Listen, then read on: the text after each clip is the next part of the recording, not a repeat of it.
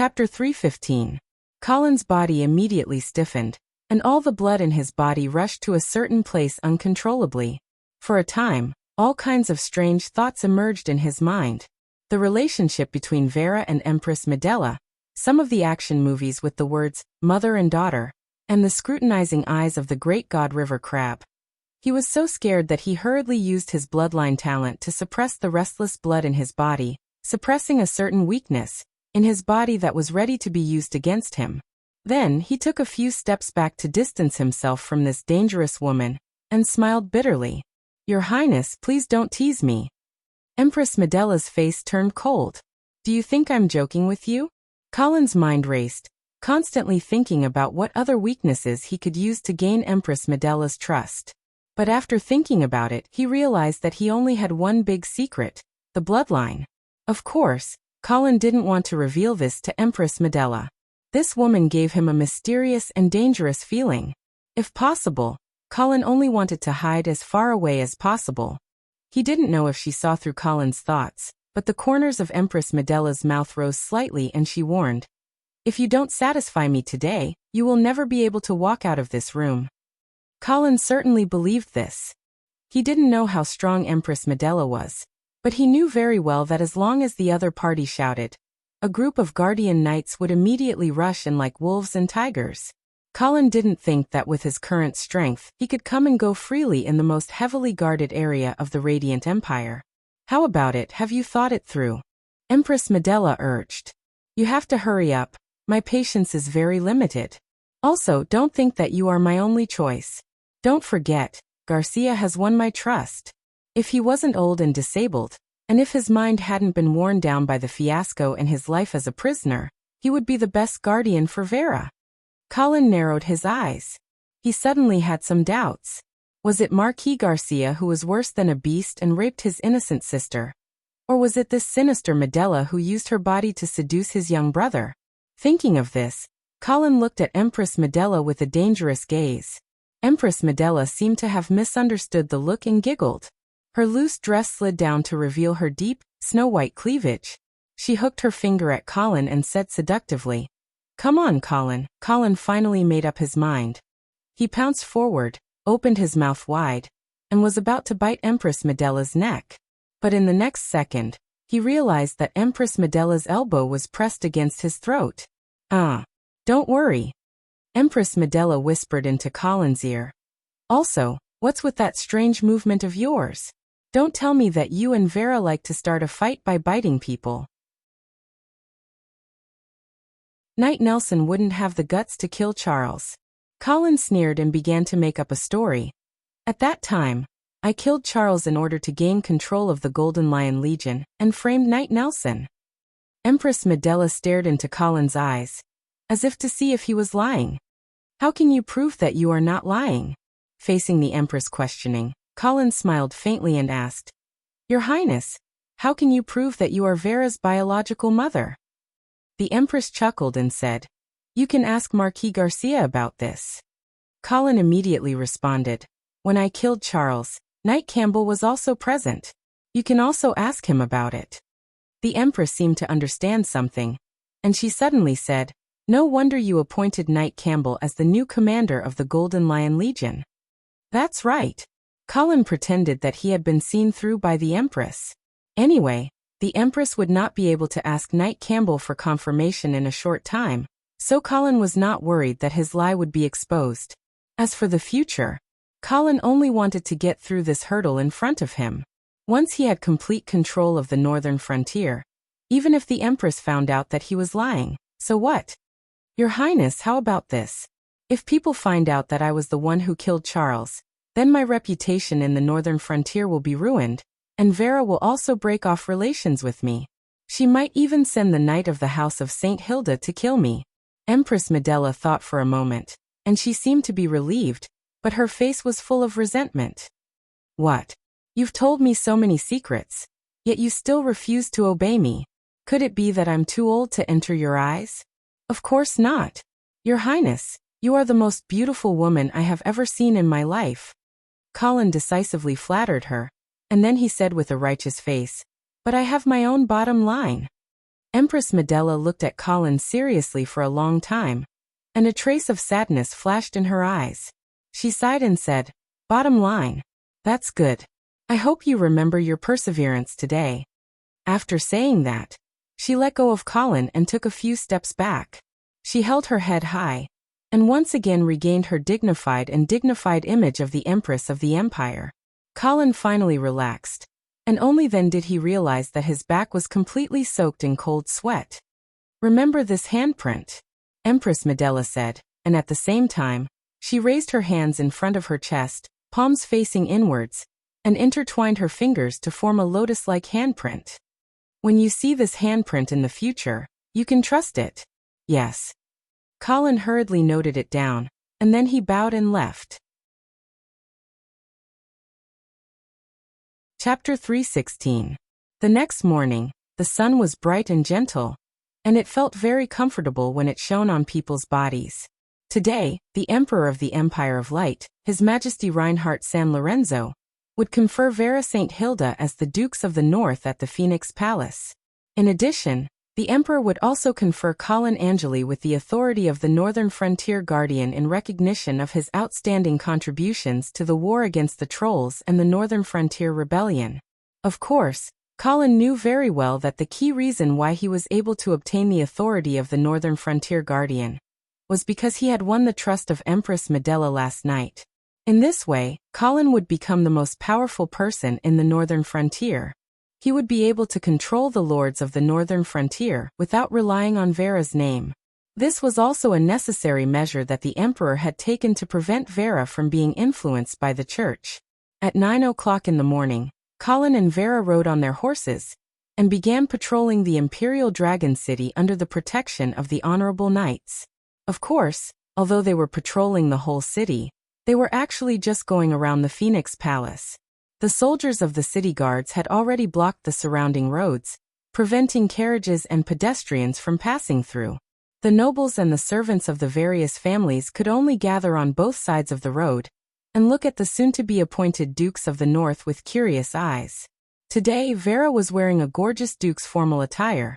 Her beautiful hair was coiled into the most popular upper-class bun style, and a sparkling and translucent pearl necklace hung around her neck.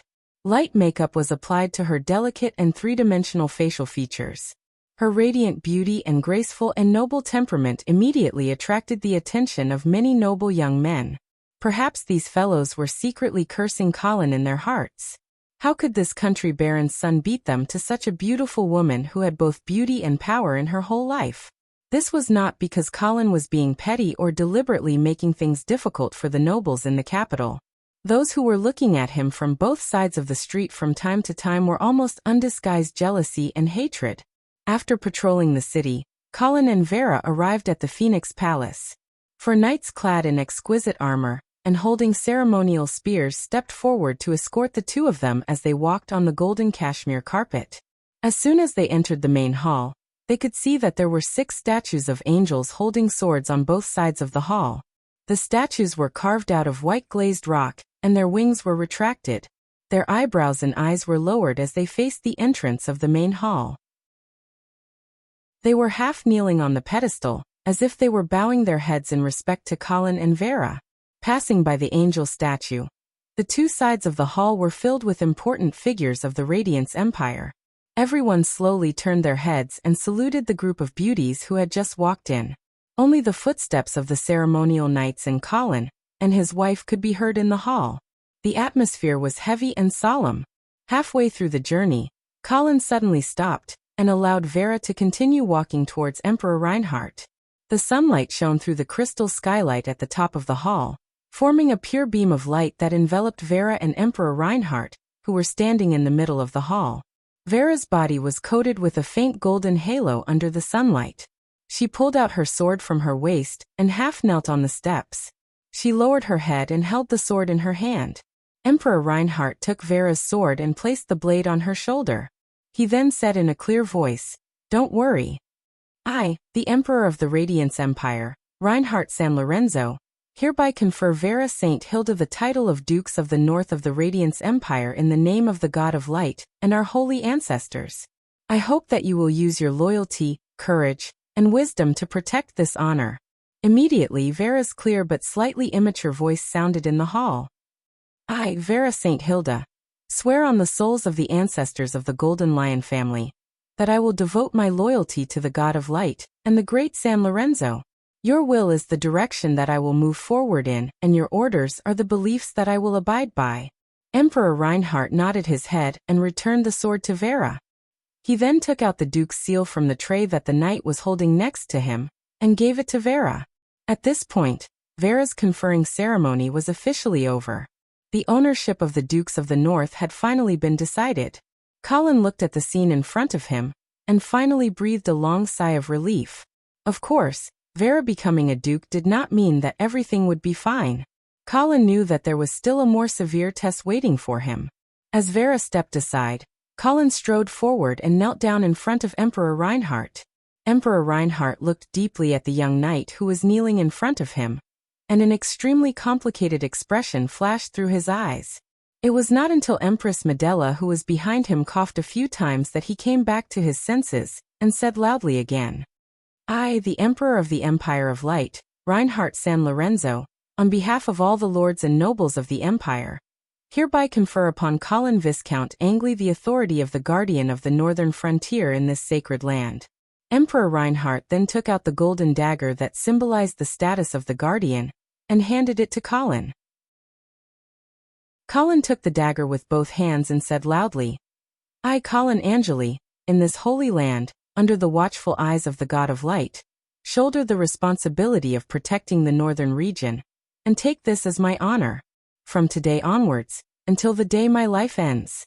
Then Colin got up and was about to leave, but he was stopped by Emperor Reinhardt. Viscount Angley, the sword at your waist is the blade of judgment, right? Colin was stunned and quickly stopped. He bowed slightly and said, Yes, Your Majesty. Can I see it? Of course. Clank. Colin slowly pulled out the sword and handed it to Emperor Reinhardt. Emperor Reinhardt held the sword with one hand and slowly stroked the dark blade with the other hand. The flame-like patterns on the blade emitted bursts of golden light wherever he touched.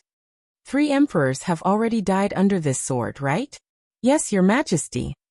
There were indeed 3 emperors. The Dark Emperor, who was killed by the judge Duke St. Theon 300 years ago, the Troll Emperor Timov, who was killed by the Duke St. Hilda 5 years ago, and the Troll Emperor Modo II, who was killed by Colin at the beginning of this year. Emperor Reinhardt stared at the knight's sword for a long time before he suddenly asked, Do you know what the Kingslayer said before he killed the Dark Emperor 300 years ago? Colin shook his head. He had no idea what Emperor Reinhardt was trying to do.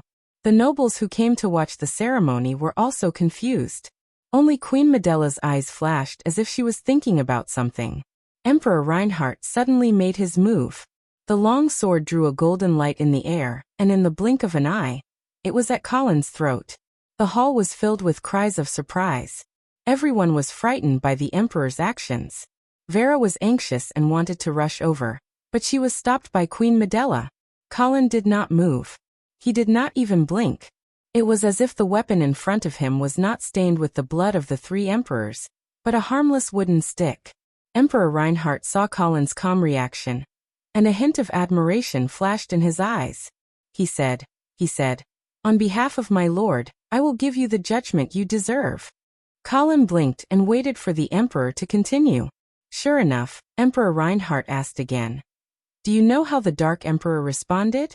Colin shook his head again. Your Majesty, please forgive my ignorance.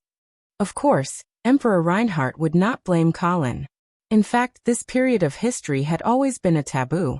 None of the nobles present knew what happened at that time. They only knew that the Kingslayer killed the Dark Emperor. As for the specific process and the details of the cause, they had been deliberately hidden. Now for some reason, Emperor Reinhardt wanted to reveal this dusty history. The Dark Emperor said.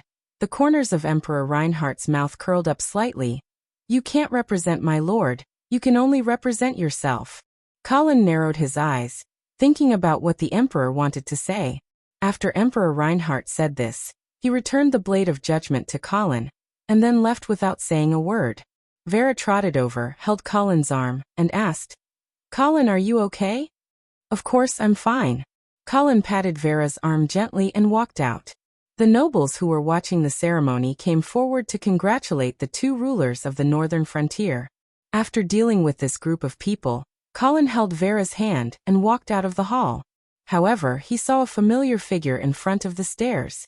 Colin's lips curled into an inexplicable smile as he greeted. "Good day, Governor Seabass." Chapter 317. They went all the way back to their residence. Colin asked Vera to go wash up and get changed before he invited Governor Seabass to take a seat in the living room. "Your Excellency, is there anything I can help you with?" Seabass' attitude at this time could be said to have taken a 180-degree turn. He was no longer as arrogant as he was when they first met. Instead, he seemed to be trying to curry favor with Colin. Of course, Colin understood that the other party must have heard the news about the Prime Minister's proposal regarding the election of senators. That was why he panicked. It was impossible for him not to panic. With Seabass' many years of experience as a senator, he knew that the reform proposal would definitely be passed. The rules of the Senate would also be completely rewritten. Originally, with his superior position as a senator, Seabass did not even need to deliberately curry favor with Vera, the Dukes of the North. After all, the senator's position was for life. Even if Vera did not like Seabass, she would not be able to replace him. As for the next senator, Seabass was not in a hurry. His body was still very healthy, and it would not be a problem for him to live for another 20 to 30 years. By that time, who knew what the situation in the northern frontier would be like? Even if Vera was still the Dukes of the North, Seabass could still make some compromises and exchanges in the year or two before his death, so that his favorite successor could become the senator candidate recommended by the House of St. Hilda. But now it was different. The senator's election was held once every 3 years, and every senator was eligible to participate in it. In order to protect his position, Seabass had to compromise immediately. Moreover, he had already noticed that there was an undercurrent among the senators in the northern frontier. Obviously, the House of St. Hilda had already begun to take action. Seabass knew that if he did not take any measures now, it would be too late. "Viscount Angley, actually the main reason I came here today is to apologize to you." "Apologize? Your Excellency, I don't remember you offending me. I want to apologize to you on behalf of Wilbur." Webb. Colin thought for a moment before realizing that Seabass was talking about his grandson. He was the knight that Colin and Vera had met when they went to visit Colin and Seabass previously. He was the knight who had provoked them, but ended up getting beaten up by Colin. "Yes, Lord Viscounts. Webb's actions last time were indeed inappropriate, so I would like to sincerely apologize to you on his behalf." Colin rolled his eyes and thought to himself, "Sincere my ass. That brat didn't even show up, so how could he be sincere?" "Sir Consul, you're too polite. We were just exchanging martial arts skills. There was nothing wrong with Knight Weber's behavior. You are too kind." Seabass' old face smiled like a chrysanthemum flower as he pretended to be kind and said, "Now that Vera has been conferred as one of the Dukes of the North, and even you have obtained the authority of the Guardian of the Northern Frontier, congratulations. I wonder when you plan to return to the Northern Frontier?" "We plan to leave tomorrow." "So soon?" "Yes, after all, the Northern Frontier has just been stabilized, and there are still a lot of things that need to be dealt with urgently. We have already stayed in Imperial Dragon City for a long time, and we can't delay any longer." Seabass quickly invited them warmly. "Then I will host a banquet in the manor tonight to send you off. I hope that you and Lord Duke can come and attend." "There is no need for a banquet. Vera and I have already made arrangements for tonight." Colin waved his hand and rejected the other party's kindness. Seabass was slightly stunned, but he immediately sent out another invitation. "How about this afternoon? Lunch?" Colin glanced at the other party with a smile. "Do you have time to prepare it in such a short time?" Seabass said solemnly. "As long as you and Lord Duke are willing to come, I will ask them to arrange everything in the shortest time possible. There is no need to trouble yourself." Colin waved his hand and refused again. Seeing that Seabass was still unwilling to give up, Colin directly asked the question that the other party was really concerned about. "Are you looking for me today because of the Senate election?" Seabass was stunned. He did not expect Colin to be so direct, but he quickly reacted and nodded. Yes. I think you should have already heard about the Prime Minister's proposal for the reform of the Senate. Sigh, this is really nonsense. That old man Heidegger doesn't even know what he is doing. In my opinion, he is simply touching the most important pillar that maintains the political balance of the empire. If this proposal is passed, he will be completely nailed to the pillar of shame in history, and he will be spurned for all eternity. Colin smiled as he looked at the incompetent and furious Seabass who was cursing the Prime Minister. He then picked up the coffee on the table and sipped it quietly. When the other party finally calmed down a little, he spoke again. Are you worried about whether you will be able to be elected in the next Senate election? Ahem. I am a little worried. Seabass looked very embarrassed. Actually, Vera and I both want to replace you. What? Seabass was shocked by Colin's frankness. His mouth was wide open, and he looked like a fish out of water. Why are you doing this? Colin glanced at the other party faintly. He felt disdain in his heart, but he still comforted him. We are also thinking that after all, you have been the senator for so many years, and you must be very tired. Therefore, it is better to change someone to help you. I am not tired. Seabass was anxious. Lord Viscounts, after all, I have been the senator for more than 40 years, and I have a lot of experience. I know how to get the most benefits for the northern frontier in the Senate. You can't. Is that so? Colin interrupted Seabass coldly, and his tone became impolite. Then why did you oppose the vote on Vera's inheritance? Seabass sighed and said sincerely, Lord Viscounts, I admit that I have some prejudice against the Duke and you in the past, but I promise you that from now on, I will turn over a new leaf. I will always be on the same page as His Excellency the Duke. Why are you prejudiced? Because after all, the Duke was once a mage. Your Excellency Seabass, Colin interrupted coldly.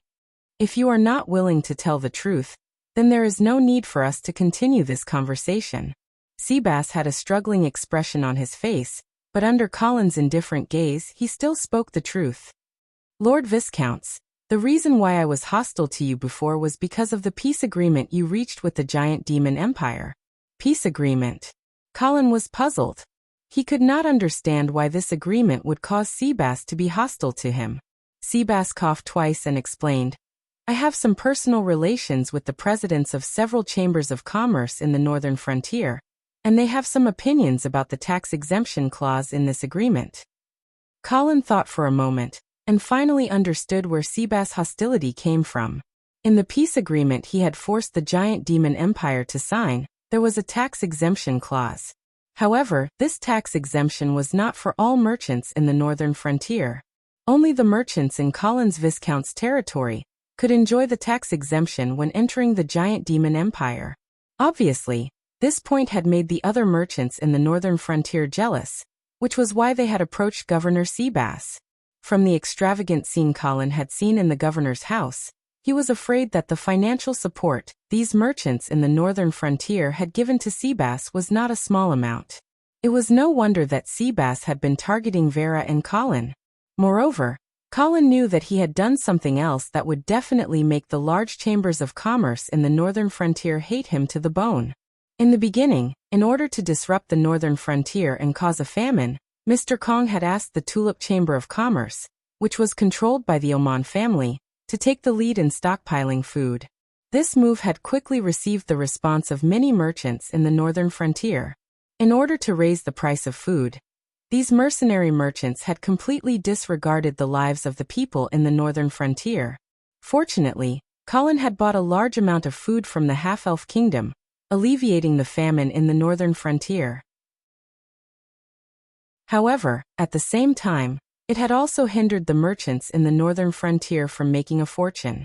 Later, after Vera took control of Chilly Winter City, she began to forcibly stabilize the price of food and ordered the merchants to open their warehouses to sell food. This further intensified the conflict with the merchants.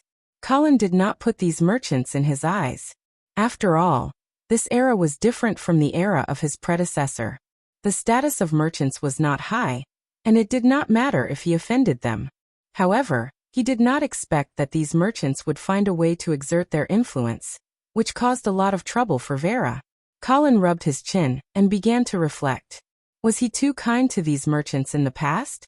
At this time, he also realized that the key to the problem was not Seabass, but the merchants in the northern frontier.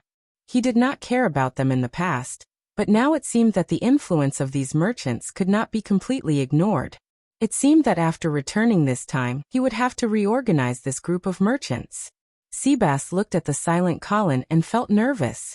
After a while he said tentatively, "Lord Viscounts, please rest assured that I will draw a clear line with these merchants in the future." Colin came back to his senses and smiled at Seabass again. "Your Excellency Seabass, it's great that you've changed your mind. I believe that the Duke will be willing to give you a chance to turn over a new leaf. After all, you are still an elder of the House of St. Hilda." Seabass' eyes lit up and his face turned red with excitement. He quickly expressed his loyalty. "Thank you for your trust. Please rest assured, and the Duke also rest assured. From now on, I will follow the Duke's and your lead." Colin nodded and seemed to be satisfied with Seabass' attitude. He then said lightly, "By the way, the Duke will return to the northern frontier tomorrow. There is no need for a farewell banquet, but I do hope that you can send more guards to escort the Duke." "Of course, no problem," Seabass immediately said. "My manor guards have more than 700 elite soldiers, and I will leave them all to you. Why don't you leave some behind? Aren't you afraid that a thief will sneak into the house? I have confidence in the strength of the Imperial Dragon City's guards. No thief would dare to act wildly here."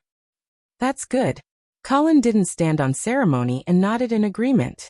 But then he seemed to casually say, "All right, Nightweber, who exchanged martial arts with me last time, he should also be in the guard team, right?" Seabass was stunned. He finally understood Colin's plan. This was to let his grandson go to Winter City as a hostage. After hesitating for a moment, Seabass steeled his heart and nodded. "Of course. Webb has always held your martial arts in high esteem. If he has the opportunity to learn from you, he will definitely not miss it."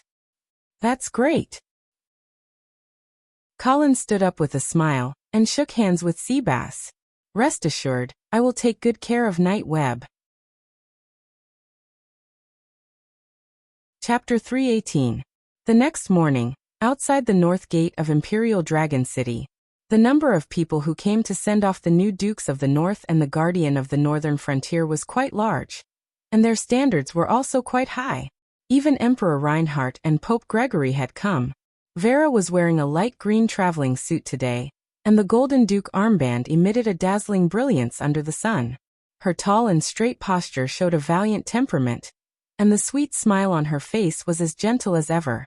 Colin was wearing a set of silver armor, and the surface of the armor was suffused with a cold light, mysterious and cold, like a night from the underworld. The surface of the armor was covered with complicated arcane patterns, and at a glance, one could tell that it was an expensive enchanted armor. In fact, this set of armor was sent by Governor Seabass last night, saying that it was a farewell gift for Colin. Colin guessed that this set of expensive armor was most likely sent by the merchants behind Seabass. They must have realized the crisis, and wanted to repair their relationship with Colin as soon as possible. Colin did not refuse the goodwill of the merchants, and he deliberately wore this set of armor today to make them feel at ease. Of course, Colin would not be bought by a set of armor. He was now the guardian of the northern frontier, and he was not that cheap. This was just to numb the merchants.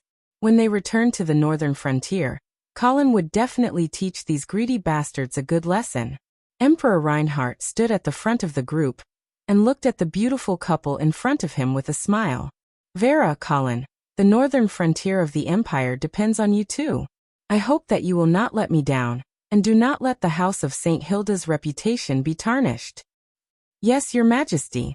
Empress Medela held the hands of Prince Harrison and Princess Judy and walked forward. "And these two little guys, I hope that they will not give you too much trouble." "Of course not." Vera quickly took Harrison and Judy from the Empress' hands. "We will take good care of them." Empress Medela's eyes were filled with reluctance, but she did not say anything. Emperor Reinhardt, however, said expressionlessly, Young eagles have to leave their nests and endure the baptism of wind and rain alone.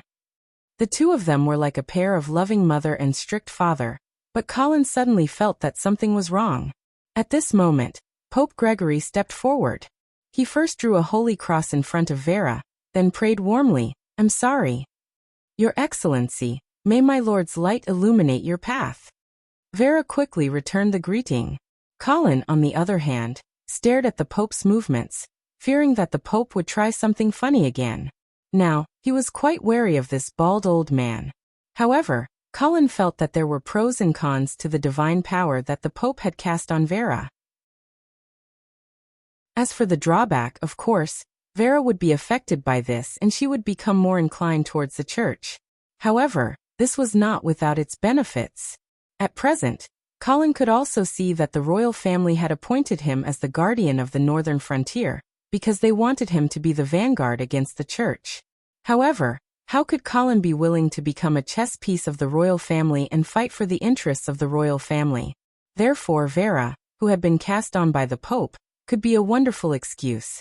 Colin could also use this opportunity to waver between the church and the royal family, and wait for the best price instead of foolishly becoming a chess piece of the royal family. At this time, the Pope also came in front of Colin and said with a smile, "Viscount Angley, I can feel the favor that the holy light has for you. I believe that you will achieve great success on the path of the knight." Colin raised his eyebrows. He remembered that when he was in Winter City, the Archbishop of the Northern Frontier, Akani, had also said something similar to him. At that time he thought that the Pope was just flattering him, but now it seemed that it was not the case. Could it be that the vampires were related to the god of light? Or could it be that he had drunk too much holy water to have such a reaction?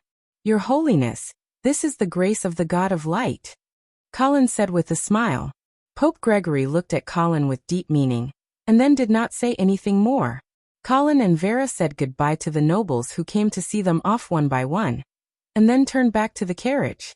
Before getting into the carriage, Colin glanced at the guards who were accompanying them, and as expected, he found the grandson of Consul Sebas, Knight Weber. This guy seemed to be afraid of Colin's revenge, and was trying to reduce his presence. Colin smiled faintly and ignored him. He helped Vera into the carriage, and then carried Prince Harrison and Princess Judy into the carriage. Finally, he got into the carriage himself. Under the watchful eyes of the nobles in the imperial capital, the Duke of the Northern Region's fleet of carriages headed north in a grandiose manner. It was already the end of summer, and the scenery in the fields was pleasant, and the sun was shining brightly. In the carriage, Vera had already taken out a copy of the Book of Light, and was reading it. When Colin saw this, he frowned secretly. For a moment, he did not know whether it was the Pope's magic or Vera who wanted to better understand the church after she converted. The two little girls of the royal family were sitting upright at first, but soon they began to get impatient. Princess Judy's big eyes were rolling around, and suddenly she said to Colin, "Teacher, can you tell me a story?" This royal princess was wearing a pink floral dress. Her delicate little face was bright and beautiful, especially her pair of sapphire-like eyes. There was actually a trace of a peerless and enchanting temperament. Perhaps she had inherited it from the peerless beauty of her mother, the Empress. Of course, in Colin's impression of her, she was just a mischievous little girl. He clearly remembered how she had tried to step on his feet at the ball back then. Feeling mischievous, Colin nodded and said, "Okay, then I will tell you a story." "Thank you, teacher." Princess Judy smiled sweetly. Prince Harrison, who was a little restrained at the side, was taken aback. He had learned a painful lesson from the last time, and he knew that the teacher's story was not so good. If he listened to it, he might have nightmares again tonight. Thinking of this, he quickly said, "Sister Vera, teacher, I want to go out and take a breath of fresh air." "Go." Colin nodded with a smile. Prince Harrison immediately ran out as if he had been granted amnesty. Princess Judy looked at her brother's embarrassed figure and whispered, "Deserter." Colin glanced at the strange princess, cleared his throat, and began to tell the story. Legend has it that in the depths of the vast sea, there is a kingdom of mermaids. The king has 6 daughters, and the youngest daughter is the most beautiful, and the one who sings the best. "What are mermaids?" Naga? Princess Judy could not help but interrupt. Something like that. But they are more beautiful. Colin casually explained and continued to tell the story. When the Little Mermaid Princess was 15 years old, she floated to the surface of the sea to play. When she saw a handsome prince, she was deeply attracted to him. The storm destroyed the prince's ship. As the story developed, even Vera, who did not pay attention to the story at first, put down the book in her hand and listened attentively to Colin's story. The Little Mermaid Princess found a witch, drank the elixir and turned into a human, but she was also cursed. The Little Mermaid Princess became mute, and every step she took was like stepping on the tip of a knife. If the prince did not marry the Little Mermaid Princess, she would have turned into foam in the sea. Vera and Judy were completely fascinated by Colin's story at this time, and they could not help but worry about the Little Mermaid Princess when they heard the story. She found the prince and danced the most beautiful dance for him, but unfortunately, the prince did not know what kind of pain she was enduring, and he did not know that she was the one who saved him. The Little Mermaid Princess's sisters could not bear to see her die, so they begged the witch. The witch gave the Little Mermaid Princess a sharp knife, and the only way to break the curse was to use this knife to kill the prince. However, the Little Mermaid Princess did not kill the prince. She only kissed the prince's forehead before she jumped into the sea. What happened after that? Princess Judy asked anxiously. After that, Colin said in a low voice.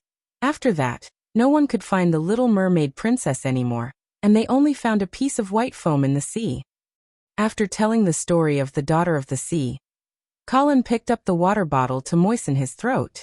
However, the atmosphere in the carriage was extremely solemn at this time. The little girl was already touched by the tragedy of the Little Mermaid Princess, and she almost cried out loud.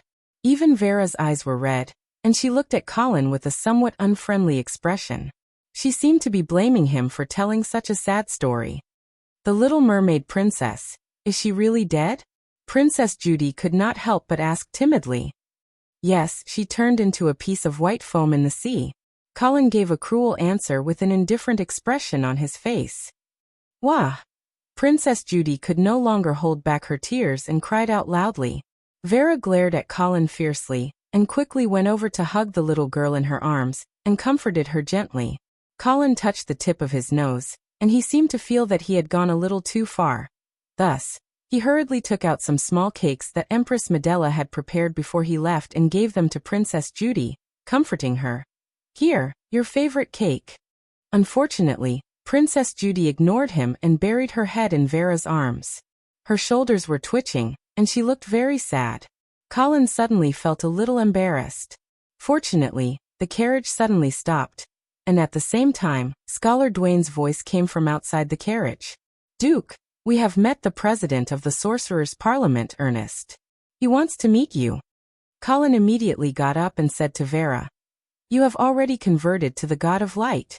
If you continue to be entangled with the Sorcerers' Parliament, it will only cause gossip. Let me go and meet him. Vera nodded. Colin quickly got out of the carriage.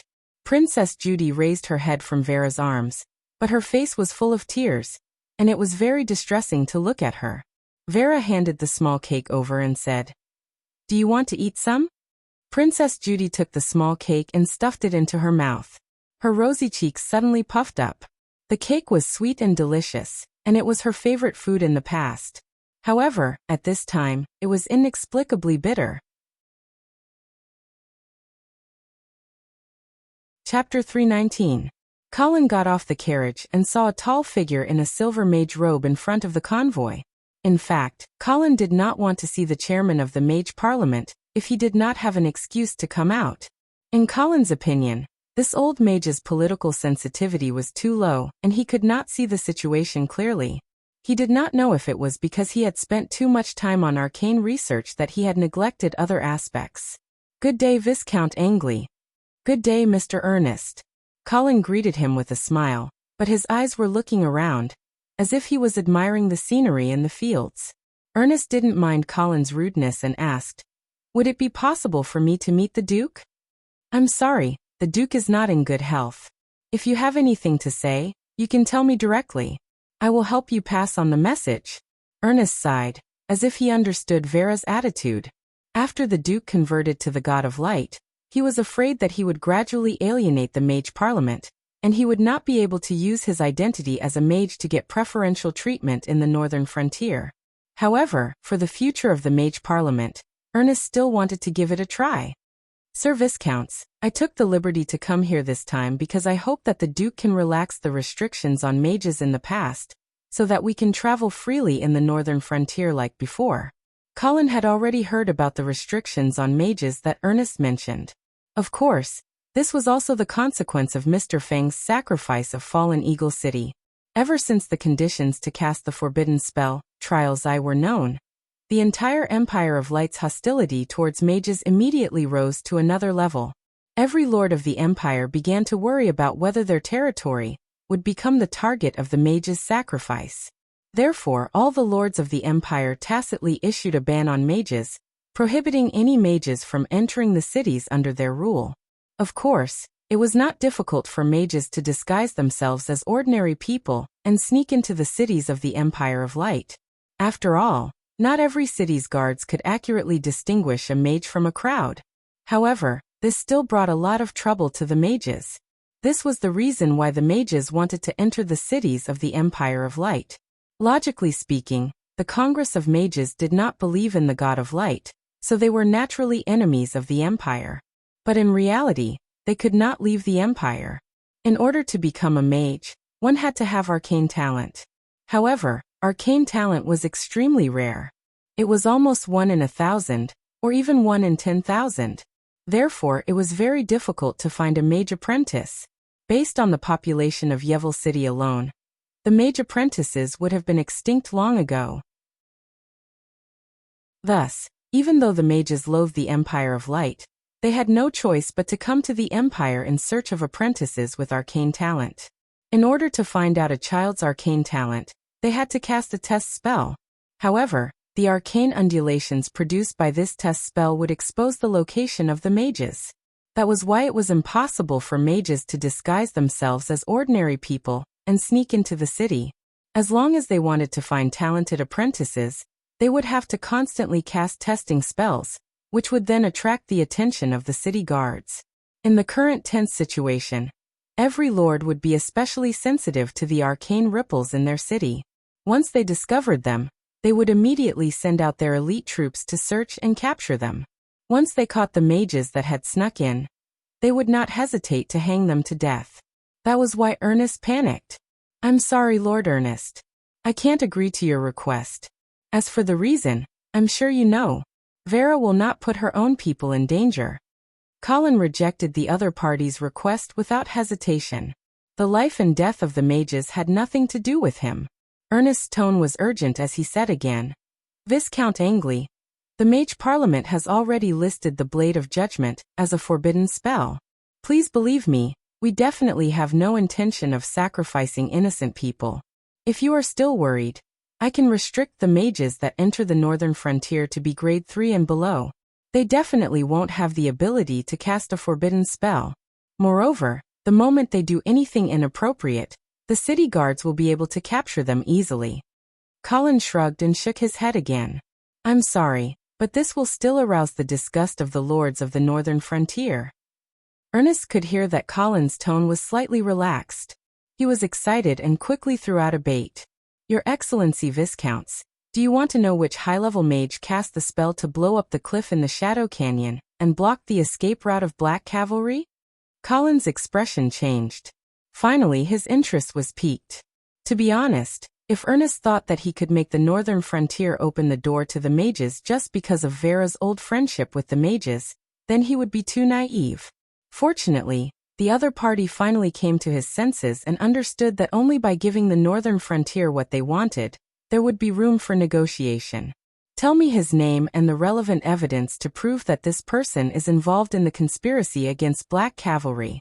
After I confirm it, I will agree to allow mages that are grade 3 and below to enter the northern frontier freely.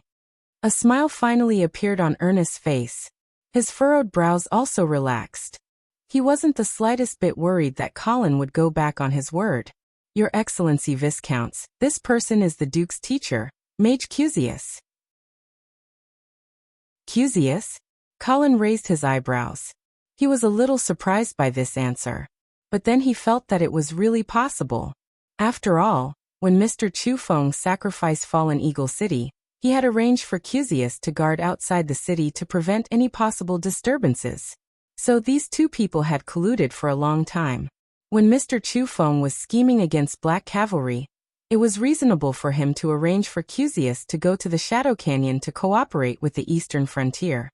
Yes, it is Cusius. Your Excellency Viscounts, if you don't believe me, you can send someone to the eastern frontier to investigate. It was the Pegasus Legion who set up the ambush in the Shadow Canyon. Although most of them have died in the hands of Black Cavalry, there are still a group of injured soldiers who have returned to White Dew City. These people have seen Cusius, so it is not difficult for you to verify it. Cusius. Haha. Colin sneered. He thought of this mage who had taken the initiative to come to him, and wanted to become the arcane consultant of the House of St. Hilda. If he knew that Marquis Garcia was Vera's biological father, he would regret it very much. Colin did not have a good impression of this guy. Now that he had such a reason, of course, he would not be soft-hearted. Thank you for the information you have provided, Mr. Ernest. I will discuss with Vera about allowing some mages to enter the northern frontier to look for apprentices. Of course, in order to not arouse the fear of the lords of the northern frontier, the way you choose your inheritance will have to be changed. I hope you can understand this. After I discuss with Vera about a feasible plan, I will contact you again. Ernest was happy when he heard this and quickly thanked him. After the president of the Mage Council left, Colin stood in the same place and fell into deep thought. He suddenly felt that Javier might be a partner that he could cooperate with. First of all, mages were natural enemies of the church, and the enemy of the enemy could also become friends. For the same reason, Javier was also a big problem for the eastern region. On this issue, their position was once again the same as the northern frontier. In addition, Colin had already grasped the weakness of the Mage Council, the search for the inheritors. Therefore, it would be a matter of time before he could draw the mages to his side. As for the issue of faith that the nobles of the empire were generally afraid of, Colin did not have much respect for the God of Light at all. He even used the God of Light's name to develop his blood descendants. Of course, he did not mind cooperating with the mages who did not believe in the God of Light. As for whether this move would arouse the opposition of the lords of the northern frontier, Colin did not care too much. On the contrary, he was very interested to see how many lords of the northern frontier would oppose if Vera proposed to remove the ban on some mages. How many of them would oppose? Colin could also take this opportunity to clean up the northern frontier.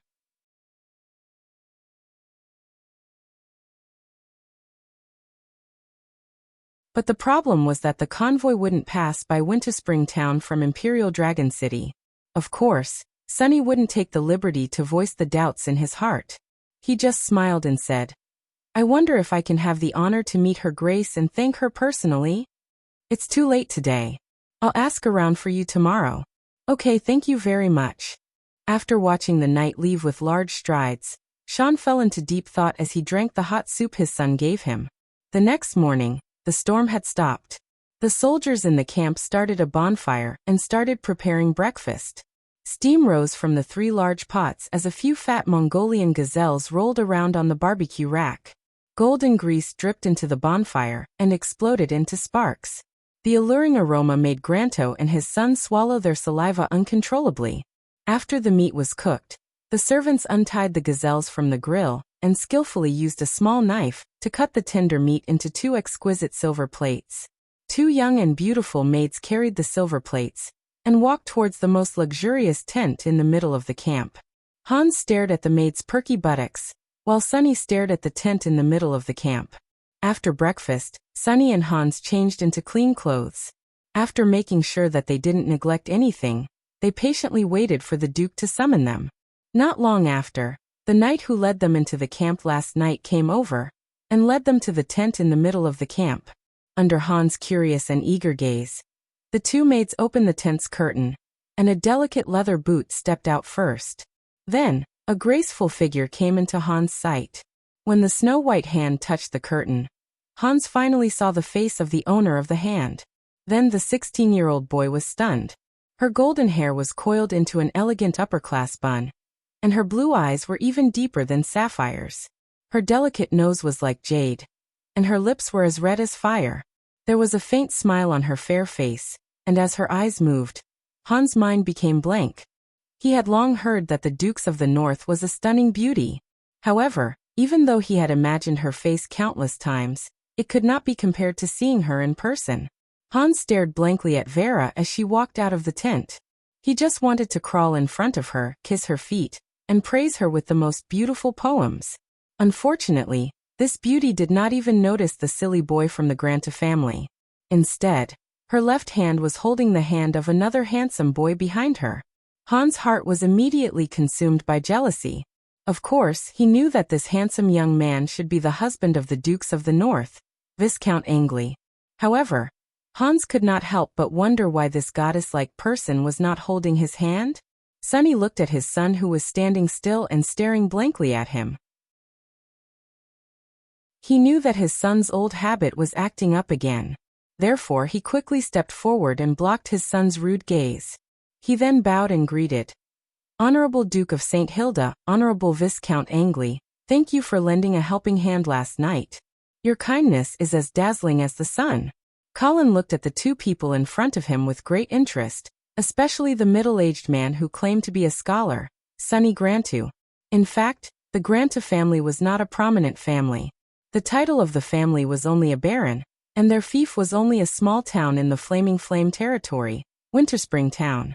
If not for the fact that the Prime Minister, Baron Heidegger, had secretly asked Colin to go to Winterspring Town, and said that there would be unexpected gains there, Colin would not have deliberately taken a detour to come to such a small town.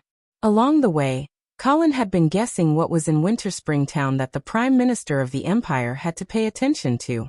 Now that he coincidentally met Scholar Sonny, Colin suddenly had an idea. Scholar, this was a title that only graduates of the White Tower Academy could have. It might not be as noble as the title of a noble, but in Colin's heart, it was actually more important. Scholar Sonny, you don't have to be so polite. Actually, we are also on our way to Winterspring Town to visit Baron Grantu, and we hope that you can introduce us to him. Colin chuckled as he chatted with Scholar Sonny. From the corner of his eye, he saw two small figures running toward them quickly. Good morning, Sister Vera. Good morning, teacher. Prince Harrison and Princess Judy greeted Vera first before they looked at Sonny and his son curiously. It seemed that they felt that the guests in the campsite were somewhat familiar. To his surprise, Scholar Sonny actually took the initiative to greet the two little fellows. Prince Harrison, Princess Judy. Colin raised his eyebrows in surprise. He did not expose Harrison and Judy's true identity, and he also believed that the guards in the campsite would not reveal such information to two strangers. Unless this Scholar Sonny already knew Harrison and Judy. Prince Harrison nodded in return. His little face was full of doubt as he asked, "You are?" Scholar Sonny smiled slightly, and there was a hint of sadness in his eyes. "Your Highness, I am Sonny Grantu. Perhaps you don't remember, but 5 years ago, I was the Minister of Agriculture of the Empire." Chapter 321. Harrison, do you know why Scholar Sonny was dismissed back then? Colin asked in the moving carriage. Prince Harrison fell into deep thought, but after a moment, he frowned and shook his head. Sorry, teacher, I can't remember. Colin nodded and didn't make things difficult for him. After all, Harrison was only 8 years old 5 years ago, and definitely didn't understand these political storms. I know. Princess Judy shouted, looking eager as if she was afraid that others couldn't see it. All right, go ahead, Colin said with a smile. Judy rolled her eyes and smiled slyly. Teacher, if I tell you why Scholar Sonny was dismissed, will you tell me the story? Ever since Colin made the little girl cry with Daughter of the Sea, he thought that she wouldn't pester him anymore. Unexpectedly, Judy became more and more clingy to Colin, insisting that he continue to tell her the story. Colin could only nod. All right. Anyway, he still remembered many of Hans Christian Andersen's fairy tales, so it wouldn't be a problem for him to deal with a little girl. Judy was delighted when she heard that, and immediately said as if she was showing off, because when Scholar Sunny was the Minister of Agriculture, he tried to push for an agricultural reform, but this reform attracted the opposition of many nobles, and it wasn't implemented in the end. Scholar Sunny was also dismissed because of this. What kind of agricultural reform? Colin asked. Princess Judy was stumped, and her delicate little face frowned. After thinking for a long time, she still couldn't think of anything. She pouted. Anyway, it's just a reform. Of course, Colin didn't expect the little girl to be able to tell him the content of the reform. He just wanted to give it a try, and indeed, there were no miracles. However, he felt more and more that Prime Minister Baron Heidegger had asked him to come to Winterspring Town because of this former Minister of Agriculture, Scholar Sunny. Or to be more precise, it was because of the agricultural reform plan that had been rejected back then. Then, Colin had to first figure out what kind of agricultural reform plan Scholar Sunny had proposed back then, and why it was rejected. He even lost his position as Minister of Agriculture because of this. Thinking of this, Colin could not help but lift the curtain of the carriage.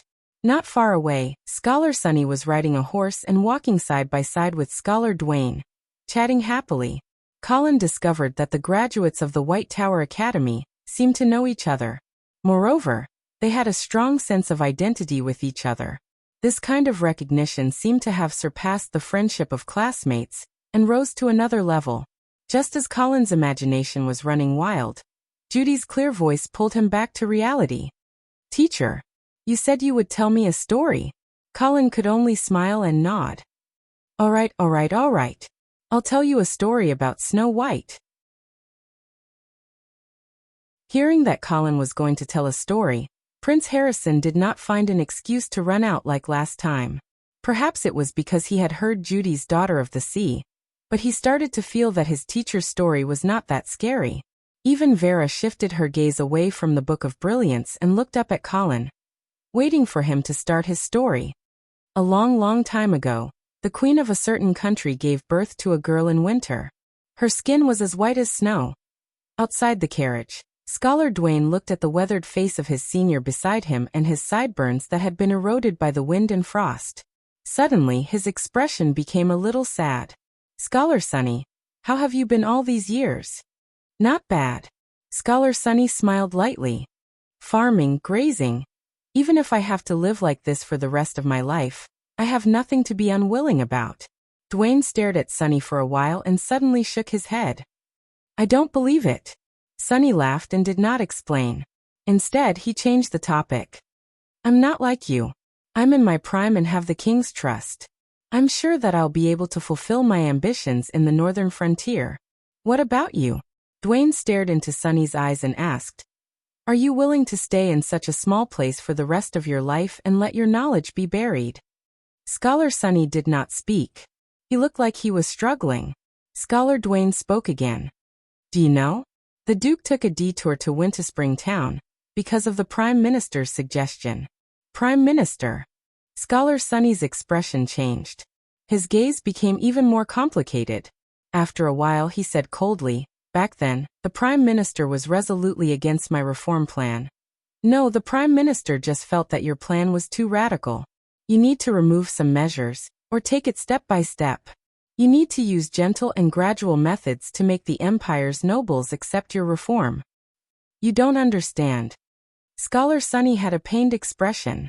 "My reform plan is an entire system.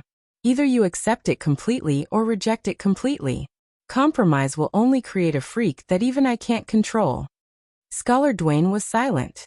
After a while he suggested, "Have you ever thought of going to the northern frontier?" Scholar Sunny hesitated. He knew very well that the Duke of St. Hilda and his wife did not come to Winterspring Town to visit his brother, Baron Grantu. A mere baron did not have that much charisma. Their target could only be him. "Does the Duke know of my reform plan?" Scholar Sunny felt a surge of hope. Scholar Dwayne shook his head and said, "No, the Duke does not know about it yet. However, you can tell your ideas to the guardian of the northern frontier, Viscount Angley." Scholar Sunny keenly noticed that Dwayne had suggested that he go to Colin instead of Vera. Obviously, the one who was in charge of this couple was the man who had a lower status.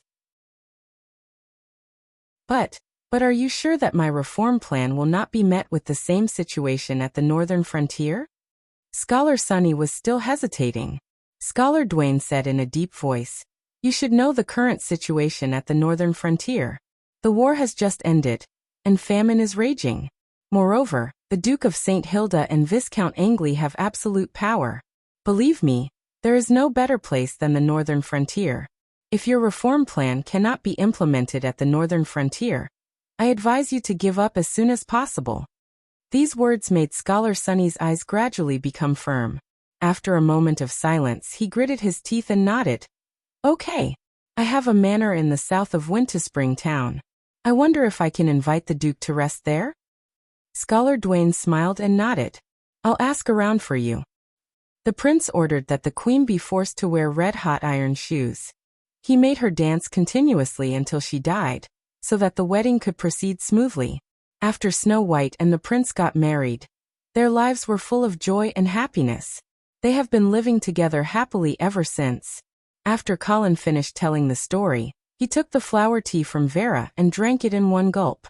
Princess Judy held her chin and her eyes sparkled. She looked forward to it and said, "Wow! I am so happy. When will my prince appear?"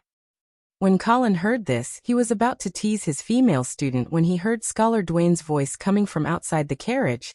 "Duke Viscounts, Scholar Sunny invites you to his manor for a rest." Colin's expression changed and he immediately replied, "Okay. Then I will disturb you."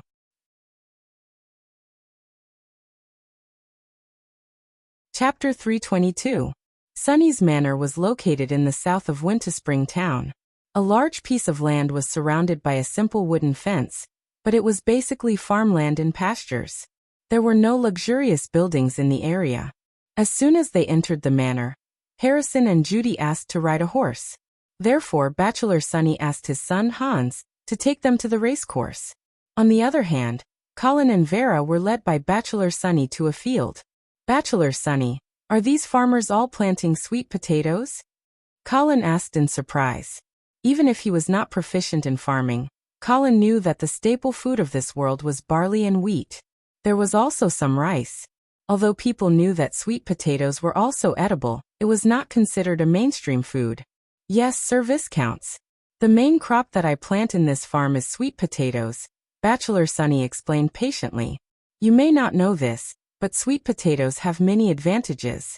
If you plant 100 pounds of sweet potatoes in one moo of land, you can harvest 600 pounds of sweet potatoes next year. The yield of sweet potatoes is 1 to 6, and the yield of barley is 1 to 2. In addition, sweet potatoes are grown underground, and their fruits are not pecked by birds. However, in general wheat fields, even if the farmer guards them tightly, 10 to 20% of the wheat will be ruined by birds every year. Therefore, these sweet potatoes do not need to be guarded. The farmer only needs to water and fertilize them regularly. The yield of sweet potatoes is so high," Vera said in surprise with her eyes wide open. Now that she had become the Dukes of the North, Vera naturally began to worry about the northern frontier. At present, the biggest crisis in the northern frontier was the food problem. Therefore, after hearing that the yield of sweet potatoes was so high, Vera immediately paid attention to it. Although she also knew that the taste of sweet potatoes was definitely not as good as bread, for the civilians in the famine, as long as they could fill their stomachs, they would not care about the taste at all. However, Colin was not that excited. Of course, he had heard that the yield of sweet potatoes was higher than that of wheat. However, even on Earth, sweet potatoes could not replace rice and wheat as the staple food. Therefore, there must be some problems. "Bachelor Sunny, don't tell me that sweet potatoes have no shortcomings?" Colin asked calmly. "Of course." Senior Sunny nodded and frankly said, "Sweet potatoes are slightly poisonous and are not suitable for human consumption for a long period of time. They can easily cause diarrhea. Also, sweet potatoes are more destructive to the soil, so they need a lot of fertilizer. However, these shortcomings of the sweet potato were nothing compared to its high yield and labor-saving advantages. Especially with the current situation in the northern frontier, as long as we promote the planting of sweet potatoes, the famine will be controlled in the shortest time possible." Vera's pretty face was flushed with excitement. It seemed that she already felt that the promotion of sweet potatoes in the northern frontier was a very feasible measure. But when she saw Colin frowning, she gradually calmed down and realized that there might be a problem that she had not noticed. Seeing this, Scholar Sunny did not continue explaining. Instead he said, "Lord Duke, Lord Viscounts, I'll take you to a place." Vera and Colin then followed Bachelor Sang and I, and continued to move forward. It did not take them long to arrive in front of a large shed. Before they even got close, Colin could already hear the sound of a wild boar coming from the shed. "Please forgive me, my two distinguished guests. The smell is a little strong," Scholar Sunny reminded them carefully. Sure enough, an indescribable stench hit them and Vera and Colin almost fainted. Fortunately, they were not pampered people, so they endured the stench and came to the shed. "Are you raising wild boars in captivity?" Colin was even more surprised. The meat in this world was mainly cattle and sheep. Due to the stench of pork and the poor habits of pigs, their hygiene was completely incomparable to cattle and sheep. Therefore, only the commoners would eat pork. The nobles simply did not want to eat this kind of dirty animal. However, Colin, who came from China, had long been accustomed to eating pork. After crossing over to this world, he felt that it was a pity that he could no longer eat red braised pork and other delicacies in his previous world. Although Colin did not specifically learn about wild boars, he also knew that there were no domesticated wild boars in this world. After all, the nobles did not eat wild boars and ordinary civilians did not have any extra food to feed pigs. At most, when they wanted to eat meat, they would hunt some wild boars in the wild to improve their diet. But now, the former Minister of Agriculture of the Empire had actually begun to consciously raise wild boars in captivity. Colin could not help but think highly of him. "Yes, Sir Viscounts." Scholar Sunny nodded. "Wild boars are not as valuable as cattle and sheep, but they are very easy to feed and can eat almost anything. For example, the sweet potato leaves that you saw in the sweet potato field can be used to feed the wild boars.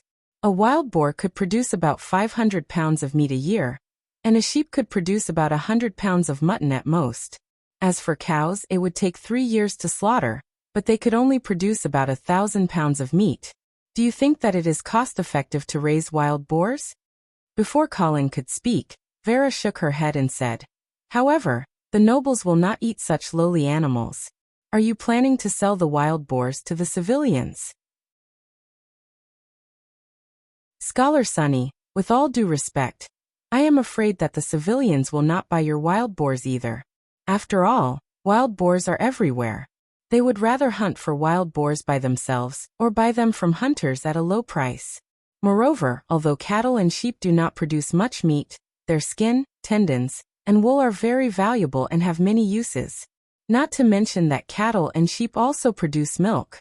As for wild boars, their only advantage seems to be that they produce a lot of meat. However, their meat is dry and smelly.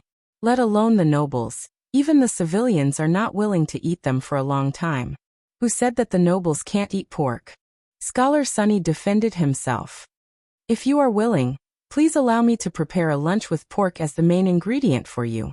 I believe that you will be very surprised to find that you may have missed out on a delicious dish." Vera wanted to say that she had tasted wild boars before, and that it did not taste good. However, Colin directly nodded and agreed to Sunny's suggestion. "Okay, then I will have to trouble you."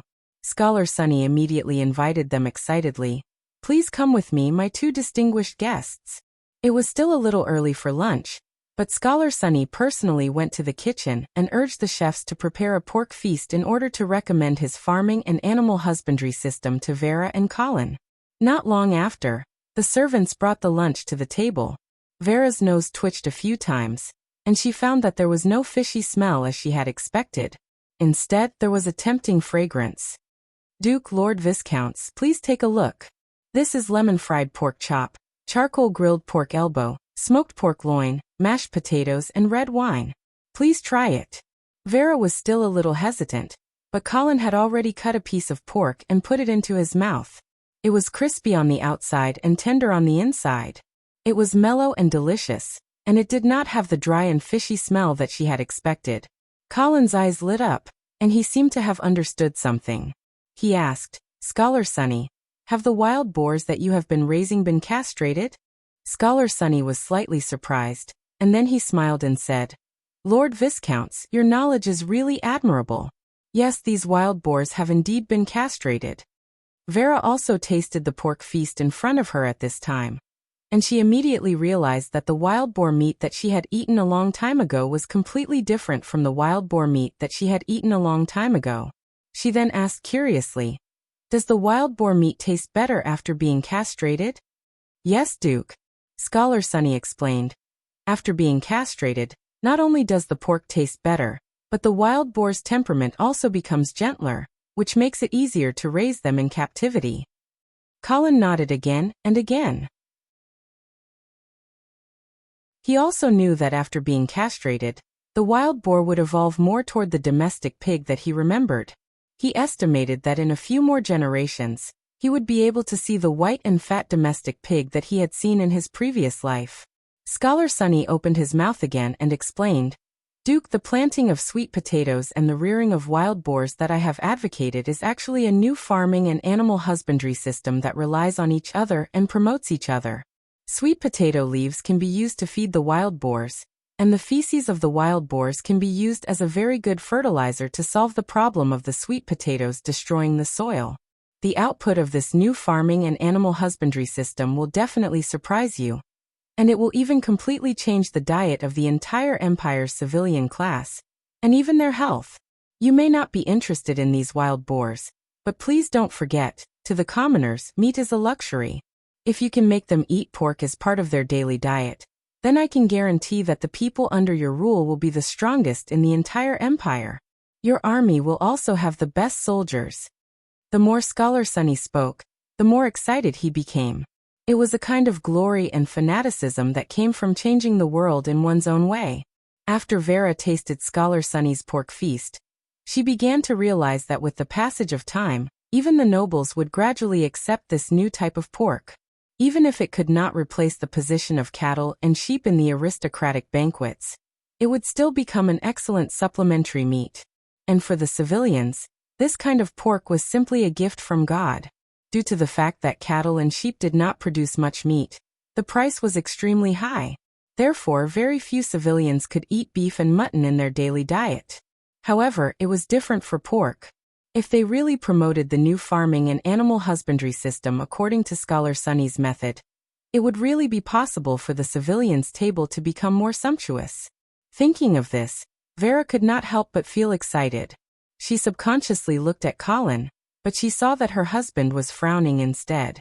Colin put down his knife and fork, wiped his mouth with a napkin, and solemnly looked at Scholar Sunny and asked in a deep voice, Scholar Sunny, you should tell us the truth now. If your new farming and animal husbandry system is really so perfect, then why did it encounter such strong resistance in Imperial Dragon City?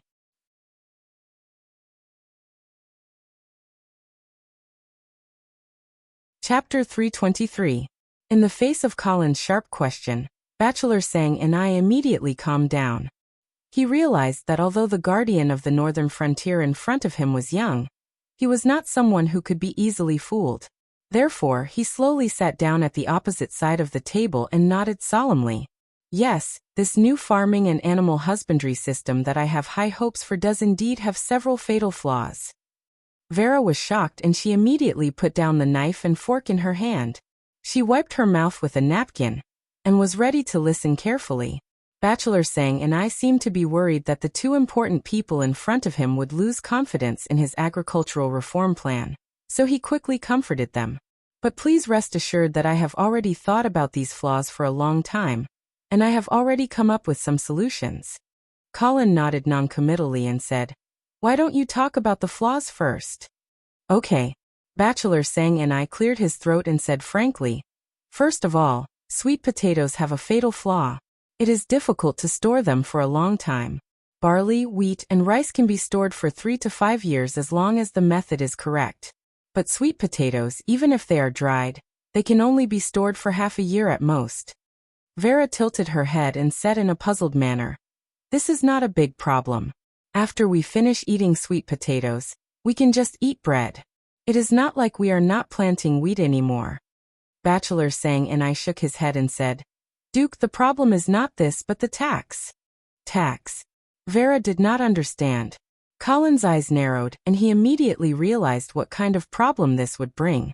The tax collection method in this world was very backward, and it was generally used to offset taxes.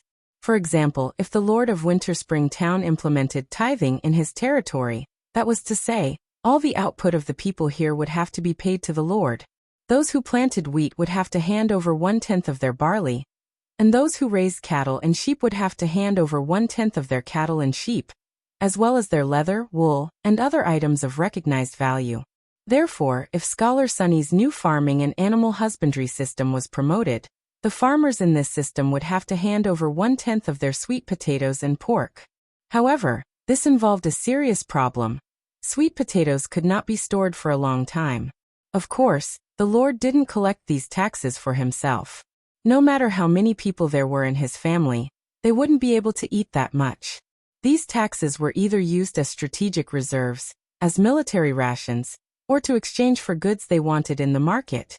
In short, the taxes collected had to be able to be preserved for a long time. Sweet potatoes, on the other hand, had a fatal flaw in this regard. It was no wonder that Scholar Sunny's seemingly perfect agricultural reform plan was met with so much resistance in Imperial Dragon City. The nobles did not want their sweet potatoes to go bad so quickly. After listening to Bachelor Sangni's explanation, Vera finally understood what was going on. However, she immediately asked, "Then, is it possible for the citizens to exchange the sweet potatoes for copper coins, and then use the copper coins to pay the tax?" "I'm afraid that's not possible." Scholar Sunny shook his head. "Why?" "Because we don't have enough copper coins." "You don't have enough copper coins?" Vera was even more puzzled. She had no choice but to look at Colin for help. Colin also nodded with a dignified expression on his face as he said, "Indeed, if we ask the citizens to use copper coins to pay the tax, it may seem more convenient for the Lord, but in fact, this will greatly reduce the amount of copper coins circulating in the market. On the other hand, the farmers who have adopted the new agricultural and pastoral system will not be able to store sweet potatoes for a long time. Therefore, they will inevitably sell some of the sweet potatoes that they can't finish and buy wheat that is easier to store. As a result, the demand for copper coins in the market will increase. The demand for copper coins will increase, but the supply will decrease. The more successful the new agricultural and pastoral system is, the greater the impact it will have on the existing monetary system, and it may even cause deflation.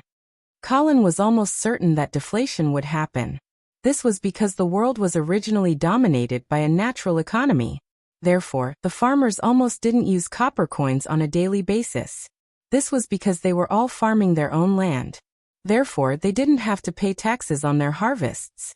However, the new agricultural and pastoral system was different. The farmers had to trade their sweet potatoes. Otherwise, they wouldn't be able to finish eating their sweet potatoes. This would greatly stimulate the market's activity. If the money supply couldn't keep up, the consequences would be extremely bad. However, Vera didn't understand these things at all. She blinked her cute big eyes and was even more puzzled. Scholar Sunny was also curious about Colin's new term. Deflation?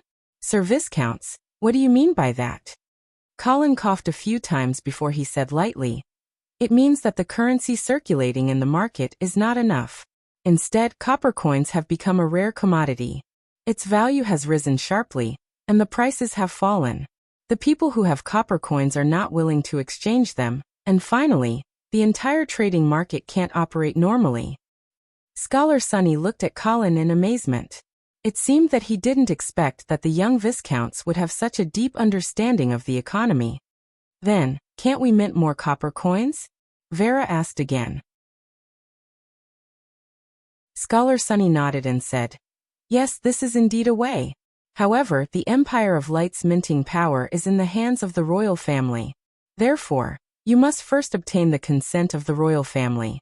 Moreover, I must remind you that minting copper coins is actually a thankless task. This is because the cost of minting copper coins is higher than their value." The people of this world might not understand the economic operation as well as Colin, but they also understood the importance of the right to mint coins. Therefore, it was not a simple matter to obtain the right to mint coins from the royal family. When Scholar Sunny's new agricultural and pastoral system was rejected, it showed that the royal family didn't want to change the current currency system. In fact, even if Colin obtained the right to mint copper coins, he didn't want to do it. This was because, as Scholar Sunny had said, minting copper coins was a thankless task. It would only increase the burden of the House of St. Hilda. However, Colin had other ways to solve the problem of the shortage of money. This was thanks to his experience in his previous life, where he was used to the various operations of businessmen in the developed market economy. Therefore, he smiled and said, "We don't have to mint copper coins." Scholar Sunny's eyes narrowed and he quickly asked, "Sir Viscounts, do you have a better way?" Colin smiled and nodded. "Yes, we can borrow money from the merchants." Borrow money? Scholar Sunny was suddenly confused. He didn't understand what borrowing money had to do with increasing the money supply. Colin smiled confidently and explained leisurely, "We can use the name of the House of St. Hilda to borrow money from the merchants in the northern frontier. And the thing we need to borrow is food. Previously, when the northern frontier was in famine, I know that many merchants had secretly stockpiled a large amount of food. They were waiting for the food prices to rise to make a big profit. Originally, I wanted to wait until I returned to the northern region to teach these fellows a lesson for trying to profit from the country's disaster. But now, it seems that we can use a gentler method and borrow a large amount of food from these merchants." Vera couldn't help but wonder, "Colin, does this have anything to do with what we are talking about now?" "Of course, listen to me slowly." Colin smiled and comforted her. "When these merchants lend us their food, the House of St. Hilda will issue a batch of bills with the family emblem. Well, let's call them bonds. Moreover, you will also announce in public as the Dukes of the North that anyone who holds these bonds can come to the Lion's Roar Fort to exchange for food of equivalent value after the debt matures." Vera was still confused. Her cute big eyes blinked as she looked at Colin. It seemed that she didn't know how to ask questions. However, Scholar Sunny seemed to have realized something, and his eyes became brighter and brighter. Colin smiled and continued to explain, "In this way, these bonds will be equivalent to food. Moreover, they will be guaranteed by the credit of the House of St. Hilda. Therefore, they will have the characteristics of the general equivalent. In simple terms, they can be used as currency. After that, we will announce that from now on, the taxes of the northern frontier must be paid in currency or bonds of equivalent value.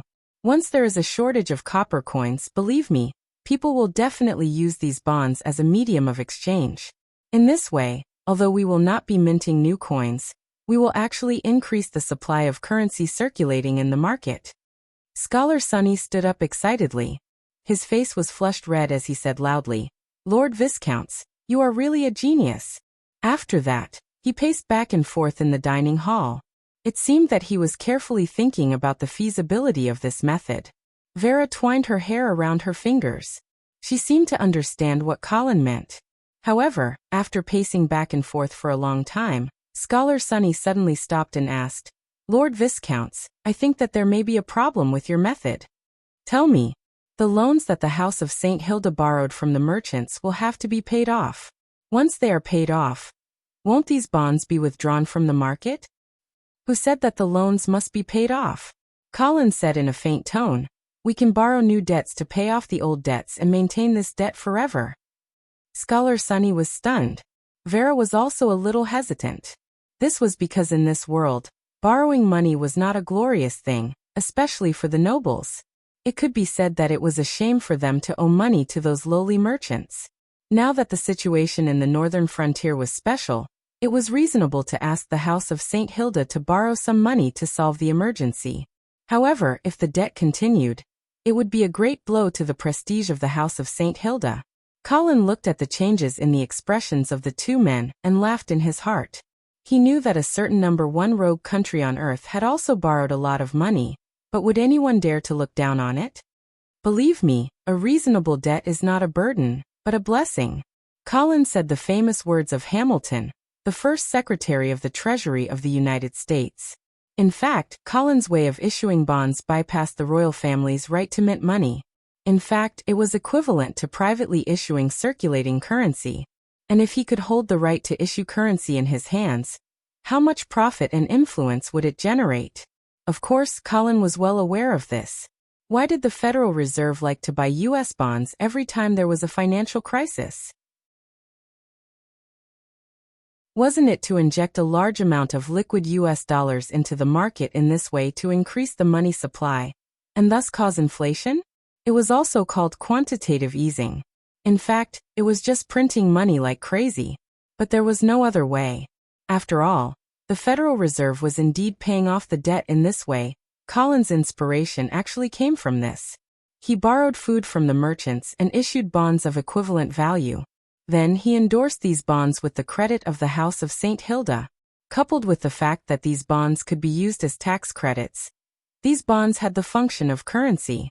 In this way, the House of St. Hilda could dilute and harvest the wealth of the merchants on the northern frontier, and even the nobles of the entire empire through this method. However, with the nobles of this world's superficial understanding of finance, they should not be able to understand the true power of this method. Of course, this world was still dominated by the natural economy and not a market economy. Therefore, there was no way to fully exert the power of currency issuance. However, as long as this method could be implemented smoothly, Colin was confident that the northern frontier could quickly recover from famine and war. He was even confident that the gap between them and the other 3 territories could quickly be widened. Vera looked at Colin's confident face. Although she did not fully understand the true meaning of this plan, it did not prevent her from fully supporting her husband as always. As for Bachelor Sang and I, this guy could not wait to implement his new farming and animal husbandry system in the northern frontier. Even if he had some doubts about Colin's solution, he would not voice them out at this time. When Colin saw that the 2 of them no longer had any objections, he suddenly sent a formal invitation to Bachelor Sang and I. Bachelor Sang and I wonder if you would like to go to the northern frontier and serve as an agricultural consultant for the House of St. Hilda? Scholar Sangni's expression turned solemn. His gaze towards Colin finally carried a trace of respect and reverence from the bottom of his heart. He said in a deep voice, "I would like to."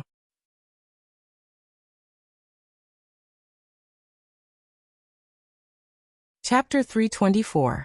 Winterspring Castle was the central castle of Baron Grantu. It stood by the Winterspring River, at the southernmost point of Winterspring town. It had a history of more than 100 years. The castle was built with limestone. The thick and sturdy walls were 25 meters tall. The walls were smooth without any gaps. The moat outside the walls was connected to the Winterspring River. The surface of the moat was sparkling, and there were fish and prawns jumping out from time to time. A large iron oak drawbridge spanned across the 10-meter-wide surface of the river. A few strong soldiers stood guard by the winch. Once the guards on the watchtower sounded the alarm, they could pull the drawbridge up at any time. The Granta family was once glorious. It was said that 500 years ago, they were one of the most prominent Earl families in the Flame territory. Winterspring town back then was not as desolate as it was now. It was a town with more than 300,000 people living in it. Unfortunately, when the army of the Second Orc Empire invaded the Flame territory, Winterspring town was unfortunately in their way. After that, the town became a pile of ruins. The Granta family lost their title because of that. It was not until 100 years ago that the descendants of this family finally rose up and regained their title. Although it was only a baron, it was still a start. Winterspring town and Winterspring Castle were rebuilt, but they were no longer as prosperous as before. Therefore, when the luxurious carriages of the House of St. Hilda slowly drove into Winterspring town, the residents here looked at them with curiosity and respect.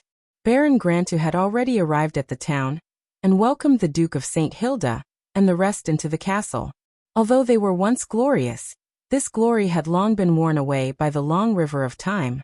The Granta family now was no different from the other nobles in the countryside.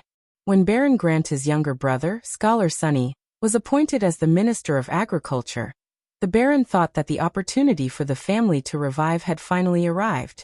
Unfortunately, his younger brother was soon suppressed and opposed by various parties because of an agricultural reform plan. In the end, he even lost his own position. After this setback, Baron Granta became even more pragmatic and low-key. This time, the Duke of St. Hilda suddenly came to visit. Although he was full of doubts, he still held the warmest welcome ceremony. He purposely ordered his men to wash away the moss on the city walls, clean up the interior of the castle thoroughly, and lay out the newly purchased red carpet. He even summoned his personal guards to act as ceremonial guards. He had to let the Duke of St. Hilda feel the sincerity of the Grand family. Unfortunately, the Granta family was only a baron. Even though the study room in the Winterspring Castle was spacious, the low ceiling gave off an oppressive feeling. The narrow windows could only let in a little bit of sunlight, so they had to rely on candles to brighten up the room. Only the thick mahogany table exuded the smell of time, which could slightly reflect the heritage of the Granto family. Baron Granta sat on the sofa, looking a little reserved. Although Colin and Vera were elegant and modest, the noble aura that they exuded made Baron Granta feel a little ashamed. Moreover, Prince Harrison and Princess Judy were beside him. Although they did not talk much, they were still the heirs of the Empire, and they gave Baron Granta a lot of pressure. "Your Excellency Duke, Your Excellency Viscounts, please try the mushroom tea. This is a specialty of our Granta territory." The silver cup on the long table was steaming, and the tea inside smelled like meat soup. However, it was not greasy when it entered the mouth. Instead, it tasted fresh and delicious. "It has a very unique taste," Vera praised politely. Baron Granta was shocked, and he quickly explained, "Your Excellency Duke, I'm glad that you like it. This mushroom tea is made with red mushrooms from the dark forest and the spring water from the upper reaches of the Winterspring River. Unfortunately, it is not convenient to store it, otherwise, I would definitely give you some." "Can't the red mushrooms be stored after they are dried?" Colin asked with a smile. Baron Granta shook his head and said, "Your Excellency Viscounts, red mushrooms alone are not enough. It must be made with the spring water from the upper reaches of the Winterspring River, in order to have such a unique taste." Colin secretly laughed at Baron Granta's lack of business sense. He was too honest. It was no wonder that he was so poor and his family could not regain the glory of the past. However, he was not interested in teaching Baron Granta, so he changed the topic and told him the purpose of their trip. "Your Excellency Baron, we are here in Winterspring Town to visit Scholar Sunny. You must know that there is a famine in the northern frontier right now, and we would like to invite Scholar Sunny to the northern frontier to implement agricultural reforms to alleviate the food crisis. Therefore, we hope that you can understand and support us." Hearing Colin say that he came to Winterspring Town to visit his brother, Baron Granta could not help but feel disappointed. However, he quickly adjusted his mood. He knew that he was just a small baron, and he did not have the qualifications to be visited by the Dukes of the North. Baron Granta was indeed an honest man. He was not jealous of his brother at all. Instead, he was really happy for him, and felt that his brother finally had the opportunity to show off his skills. Of course, it is Sunny's honor to be chosen by the House of St. Hilda. As long as he does not have any objections, I will not stop him. Scholar Sunny looked at his brother and suddenly said, "Your Excellency Duke, may I take the liberty to ask for a condition?" Vera smiled and nodded. "Please go ahead. The thing is, I will be bringing a group of apprentices to the northern frontier as assistants. However, these people are after all the people of Granta territory. If they leave, there will definitely be a shortage of labor here. Therefore, I hope that you can give the Granta family a batch of slaves as compensation." "That's what I should do." Vera immediately nodded and looked at Colin. Colin also nodded. This request was not too much. He then asked, "How many slaves do you need?" Scholar Sunny thought for a while and said, "I will be bringing about 100 apprentices to the northern frontier this time. Therefore, you can use the same number of slaves in exchange." Colin shook his head and said, "No, I will use 3 times the number of slaves to exchange with the Granta family." Since he was going to give a gift, he might as well give it to them. Moreover, the Granta family had left a good impression on Colin, and he was willing to make friends with a family like this. "Thank you for your generosity." Scholar Sunny bowed respectfully. Baron Granta was also very excited. Although 300 slaves was not a big gift for a baron, The friendly attitude that Colin had shown was what he really valued. If he could use Scholar Sunny as a bridge and establish a connection with the House of St. Hilda, Baron Granta felt that there was still hope for his family to revive. Your Excellency Baron, can I borrow your study room to write a letter to me? I will ask Icestone City to send the slaves to Winterspring Town as soon as possible. Of course. Baron Granta led Colin to the writing desk, and even helped him spread out a roll of parchment paper. However, Colin's gaze was fixed on a pile of strange papers at the corner of the writing desk, and he did not speak for a long time. Baron Granta also noticed this and explained with a smile.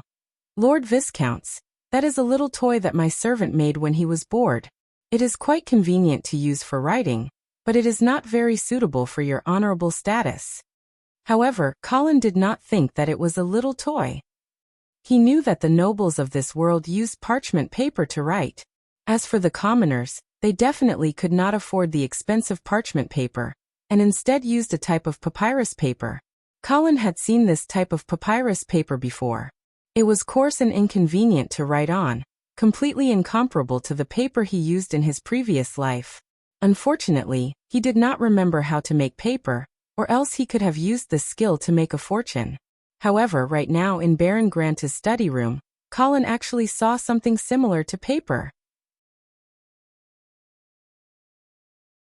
Although this type of paper was still slightly yellowed, and the surface was not smooth enough, it was already very close to the paper Colin used in his previous life.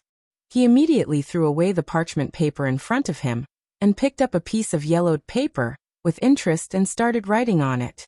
Seeing this, although Baron Granta was confused, he did not say anything.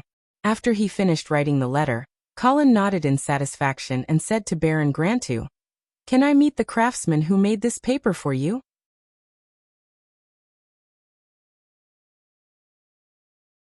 Chapter 325. Claude. Claude. Shouts came from the field. A middle-aged man dressed as a servant ran over, panting. He pulled Claude up and ran towards Winterspring Castle. Uncle Mark, what's going on? Claude asked in confusion as he ran. Master wants to see you. Oh no, it's an honorable guest who wants to see you. Quick, run faster. Why does an honorable guest want to see me? I don't know. Claude saw that he could not get anything out of him, so he could only suppress his anxiety and run back to the castle as fast as he could. Once he entered the door, the solemn butler immediately ordered, Men, bring Claude to freshen up, and prepare a set of decent clothes for him. Before Claude could ask in detail, he was led to the washroom by two burly maids. This was the first time in Claude's life that he was served by others. Even though the two maids were old enough to be his mother, he was at a loss throughout the entire process. After a while, when Claude walked out of the washroom again, he had already become a handsome and elegant young man. Follow me. The butler appeared again, and led Claude to the dining hall. Claude looked at the completely changed dining hall in a daze. Exquisitely carved mahogany furniture replaced the old ones. Golden candlesticks sat in the corner of the hall, filled with snow-white candles. The coarse linen curtains were all replaced with brand new cashmere curtains. It looked like an honorable guest had really arrived. Claude looked at the servants, who could not wait to gather the most luxurious decorations in the entire castle into this dining hall.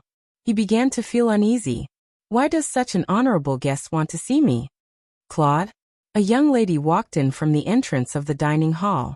She was wearing a red linen dress, and her hair was tied up in a bun that accentuated her slender neck. Her face was slightly powdered, softening her overly masculine facial features. Miss Kelly. Claude's eyes lit up, and he hurriedly greeted her. You should call me Madam, Claude. Kelly smiled and nodded. She then turned serious and warned. The Duke of St. Hilda and Viscount Angley want to see you later. Answer whatever they ask you. Don't talk too much, and don't be rude. Yes. Mrs. Kelly. Claude hurriedly lowered his head and replied. Kelly was the daughter of Baron Granta. She was already married, but unfortunately, her husband had met with misfortune during a hunting trip. She was widowed at a young age and returned to Winterspring Town sadly. Claude really wanted to ask Lady Kelly why the two distinguished guests wanted to see him, but he didn't dare to open his mouth. He just kept peeking at the young woman beside him from the corner of his eyes. The faint rose scent lingered in his nose, causing Claude's uneasy heart to suddenly heat up. Kelly noticed that Claude was peeking at her, but she didn't say anything. She just turned around and started chatting with the butler.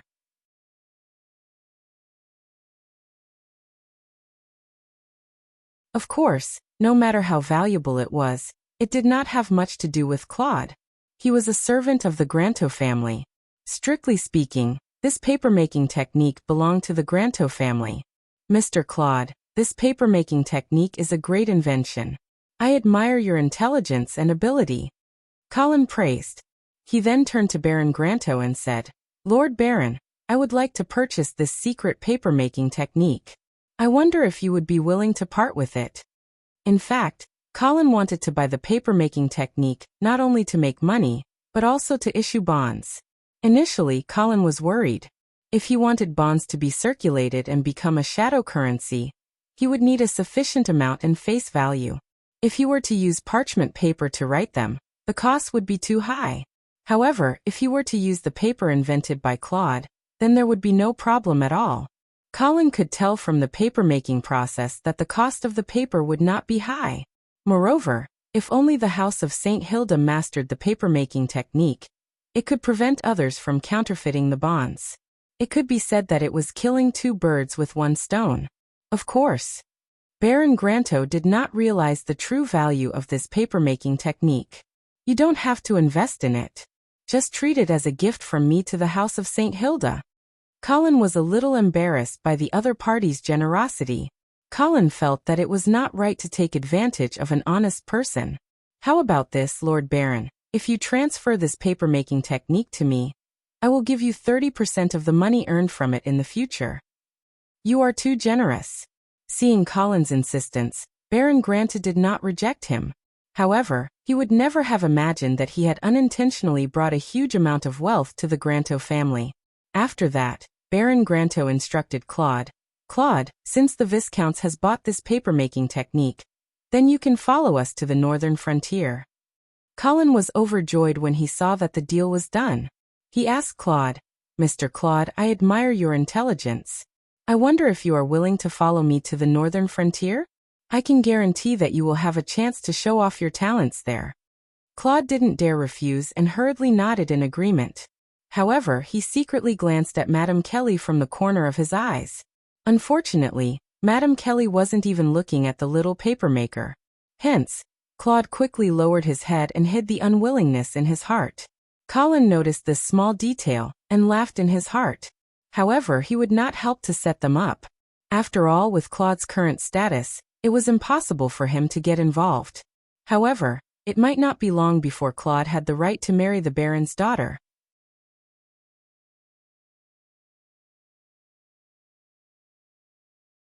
Chapter 326. As the sun set, more than a dozen white swans flew across the rippling surface of the Golden Lake, shattering the reflections in the lake.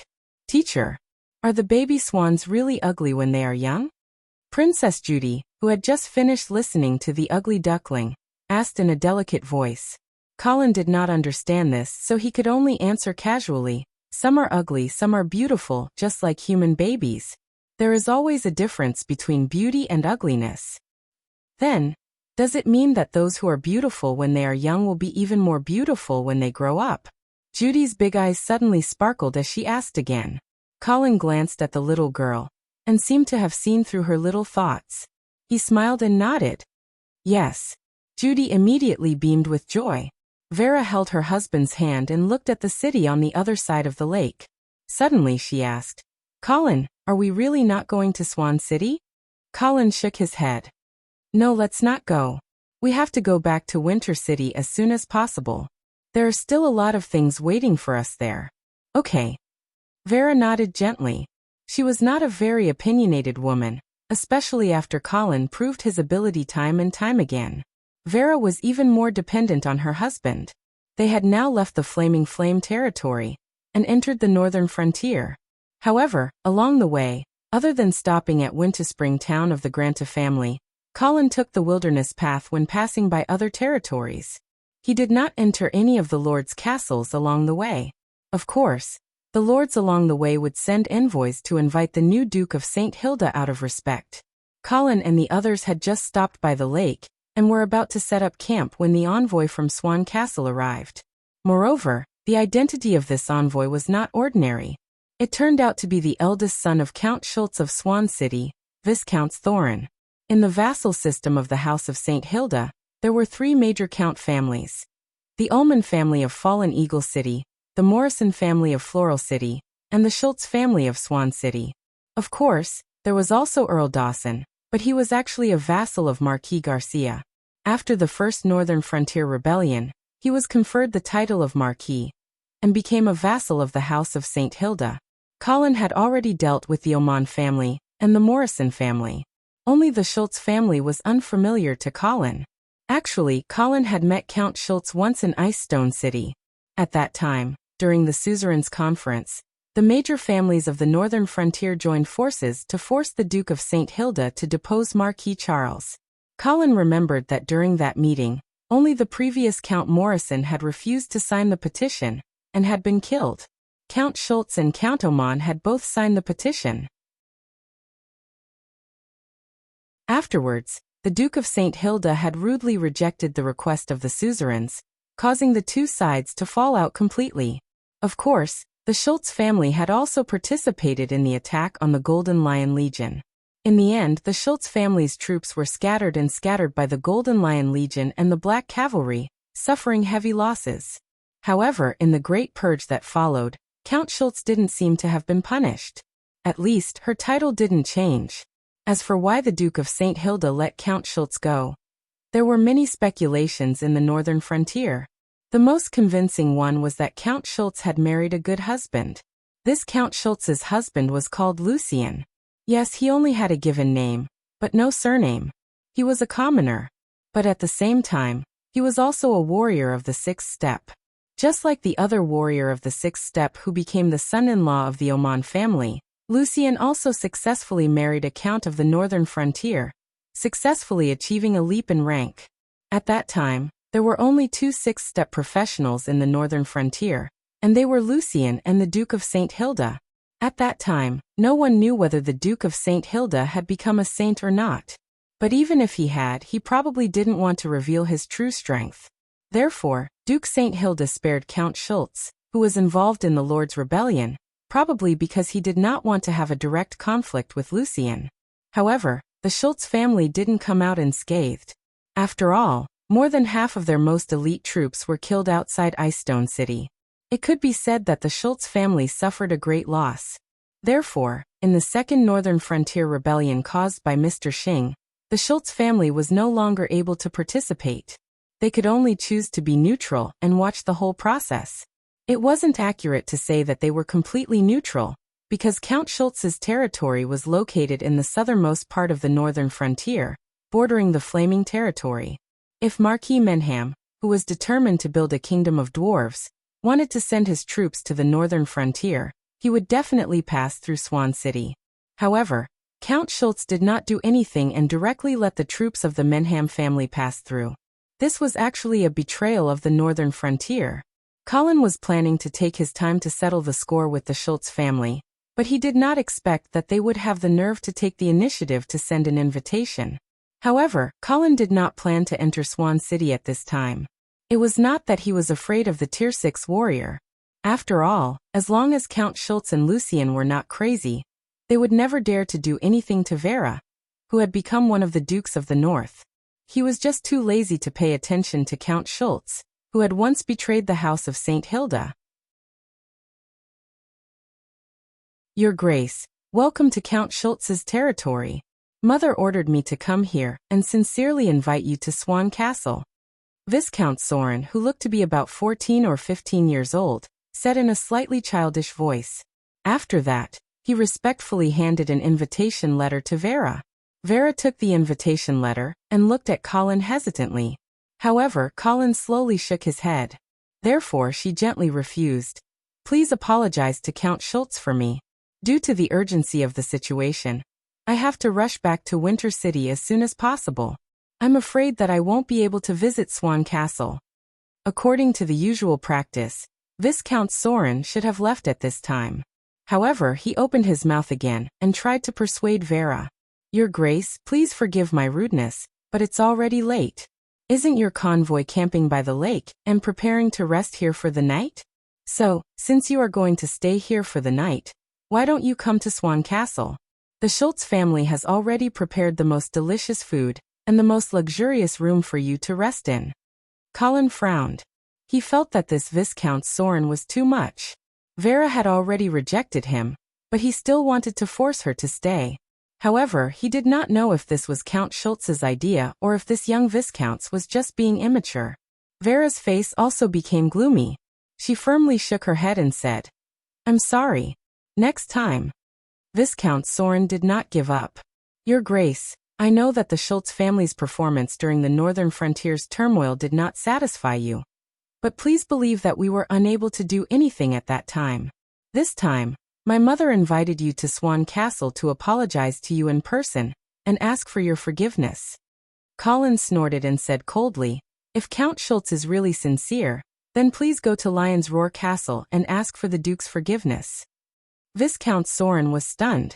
After a while, he finally gritted his teeth and said in a low voice, Your Grace, in fact, my mother invited you to Swan Castle because she has something important to report to you. What is it?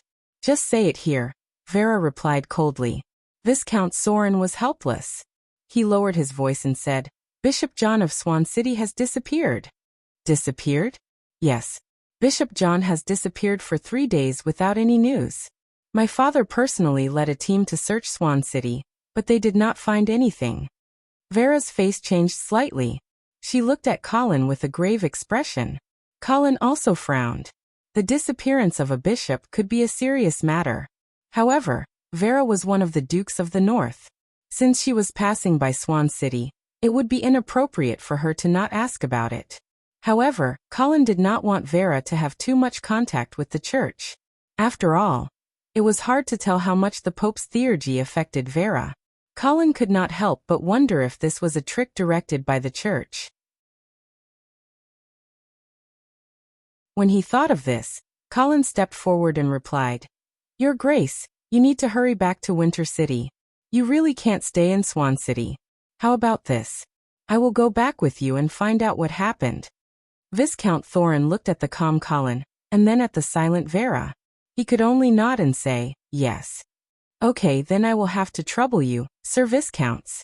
Colin nodded. He turned around and whispered in Vera's ear. You can rest by the lake for the night. You will continue your journey tomorrow. Don't wait for me. Vera nodded obediently and said, Okay. You be careful too.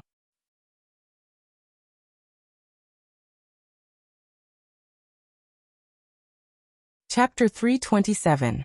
Swan City stood on the shore of Swan Lake. The moat was connected to the lake. From afar, the majestic city looked like a small island in the middle of the lake. The dark green city walls were reflected in the lake.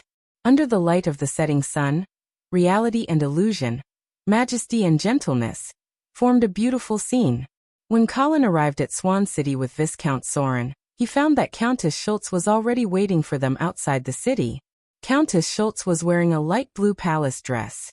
She was tall and well-proportioned, with black hair and black eyes. Her facial features were delicate, and there was no trace of age on her. Colin dismounted from his horse and bowed. Your Excellency Countess Schultz, may your beauty last forever. Welcome to Swan City, Your Excellency Viscount Angley, the guardian of the northern frontier. Countess Schultz smiled sweetly. Her tone was kind and gentle, as if she was not unhappy about Vera's refusal to come to Swan City.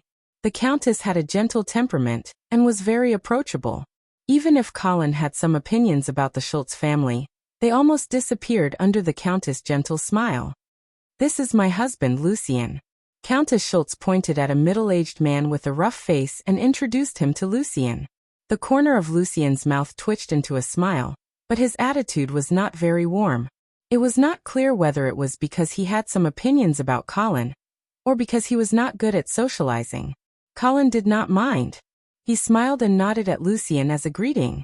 As the strongest person on the northern frontier, Lucien had the right to be proud.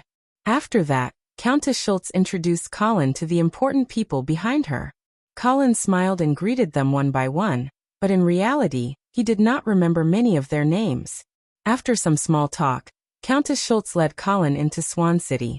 This time, Colin had only brought a dozen or so guards with him. Of course, this was only the strength he had on the surface. There were still more than 100 blood thralls hiding outside the city. Swan City had always had the reputation of being the most beautiful city in the northern frontier. The buildings in the city were painted a uniform white, and the roads were paved with bluestone slabs. There was even a green belt in the middle of the road, where tall sycamore trees were planted. However, in Colin's opinion, Swan City's beauty was a little artificial. It wasn't as natural as Silvermoon City. Of course, among the cities in the northern frontier, Swan City was considered outstanding. Compared to it, Winter City was more majestic, but less graceful. Colin looked at Swan Castle not far away and asked with a smile, "Earl, why don't we go directly to the Radiance Church? Don't you want to have dinner first? Let's go take a look at the place where Bishop John went missing first. Otherwise, I won't be in the mood to eat with this question hanging in my mind." Count Schultz didn't try to persuade him any further. He smiled gently and praised, "All right, your dedication is admirable." Then the convoy slowly changed direction, and soon arrived in front of the Radiance Church. 4 white-robed pastors welcomed Colin, and the rest into the prayer hall. Count Schultz introduced the church to Colin as they walked. According to the pastors in the church, Bishop John went missing as usual on the night. After he finished the last mass, he went back to his room to rest. However, the next morning, the servants who came to help him wash up found that Bishop John was not in his room. Then the pastors searched the church but found nothing. "They could only report this to me.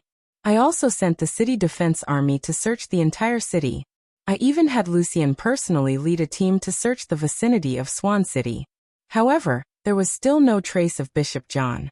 Colin nodded and said to the pastor who led the way, "Can you bring us to Bishop John's room?" "Of course, this way please." The few of them followed the pastor through the long corridor, and arrived at the inner courtyard. "Lord Viscount, this is Bishop John's room.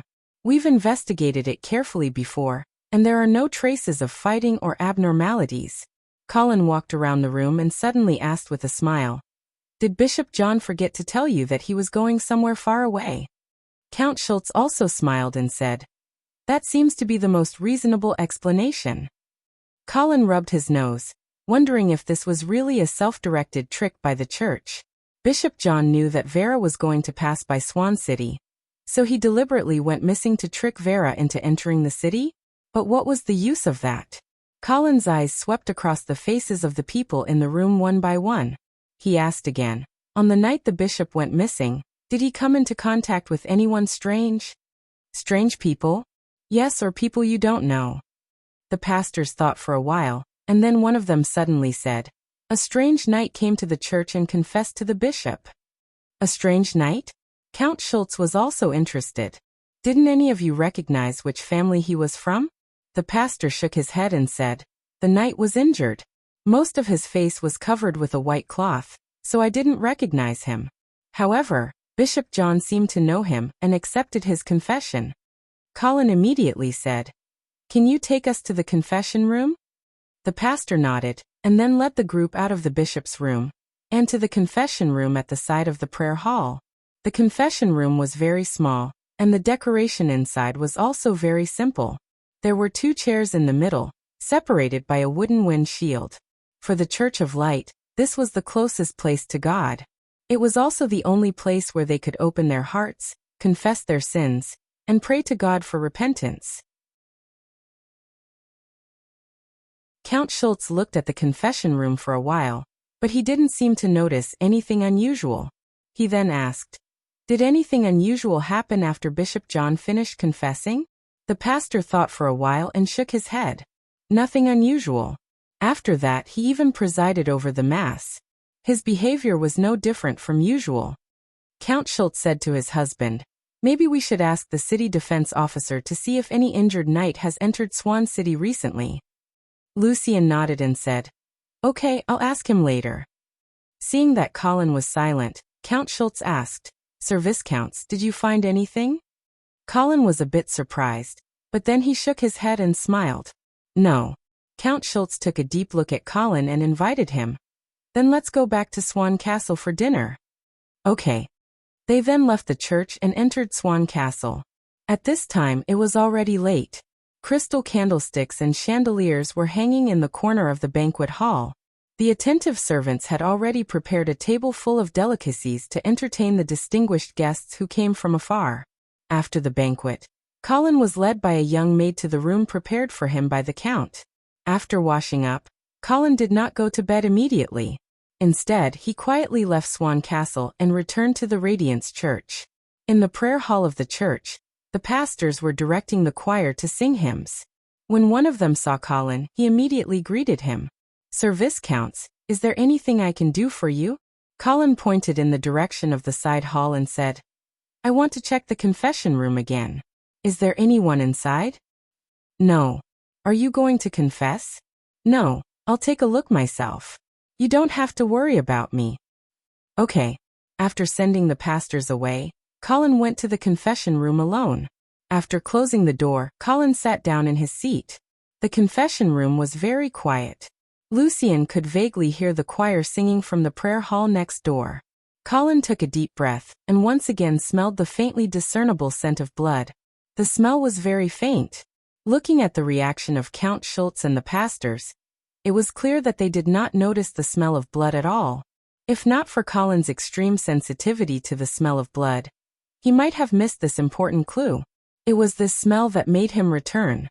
But just as Colin was about to take a closer look, he suddenly felt that something was wrong. Whoosh. He stretched out his hand and pulled open the curtain in the middle.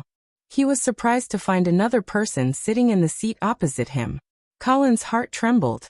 He showed a stiff smile and greeted, Good evening, Your Highness.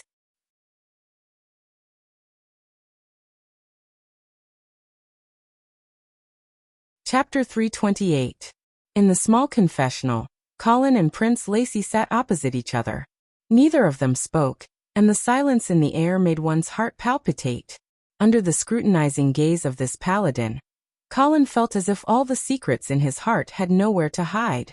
The faint sound of the choir outside became more and more distant, and finally disappeared completely.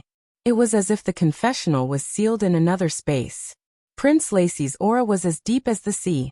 Even if he was just sitting beside him, he had the illusion that he would be swallowed by the huge waves at any time. Cold sweat seeped out from Colin's forehead. He could not help but ask, Your Highness, are you here to confess? Prince Lacy looked at Colin expressionlessly. After a while he finally said, What did you find? Colin sighed inwardly and had no choice but to tell the truth. I smell blood. Blood? Prince Lacy's nose twitched a few times. It was unknown whether he smelled it or not. Colin quickly added, It's very faint, but I'm sure it's the smell of blood. Prince Lacy stared into Colin's eyes and asked, Then why do you think there's the smell of blood? Colin thought for a while and said, The priest said that the strange paladin was wrapped in white cloth and seemed to be seriously injured. Maybe that's why there's a faint smell of blood. Is that so? Prince Lacy said lightly, If it's because of this, why did you come back alone in the middle of the night? Colin was speechless. Looking at Prince Lacy's increasingly dangerous eyes, Colin had no choice but to be honest, because I smelled a similar smell of blood in another place before. Where? Colin licked his lips and said with a smile, Phoenix Butterfly Castle. Golden-tailed Phoenix Butterfly Castle, Morrison family? Yes. Prince Lacy narrowed his eyes, as if he was examining whether Colin was lying this time. Colin looked back at him calmly. This time he really did not lie. Since you smelled something similar in the Phoenix Butterfly Castle, have you investigated the source? Colin nodded and said half-truthfully, Yes, I did.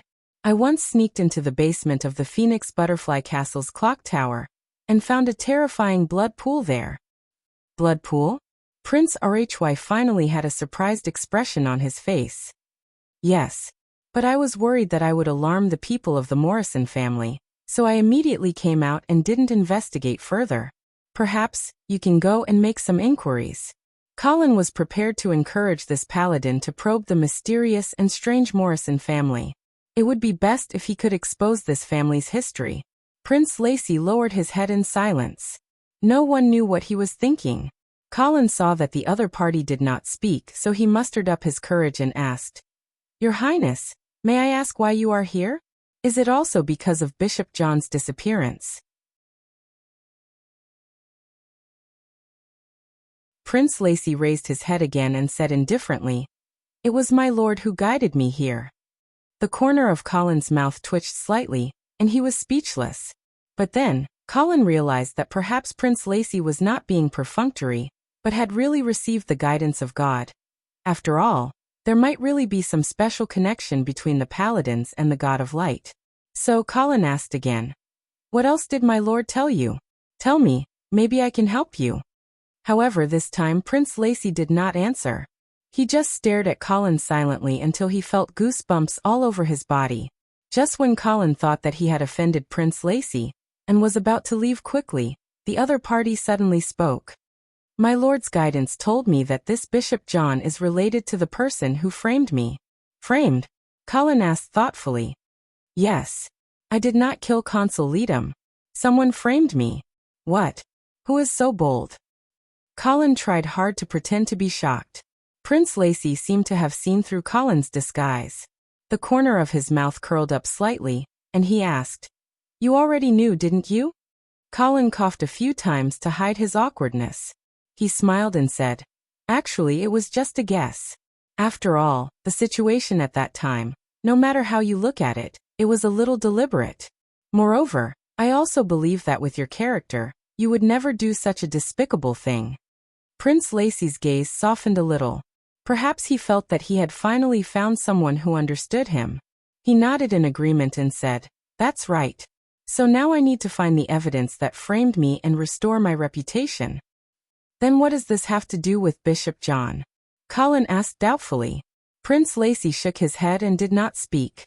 Colin was not sure if the other party did not know what it had to do with him, or if he did not want to tell him.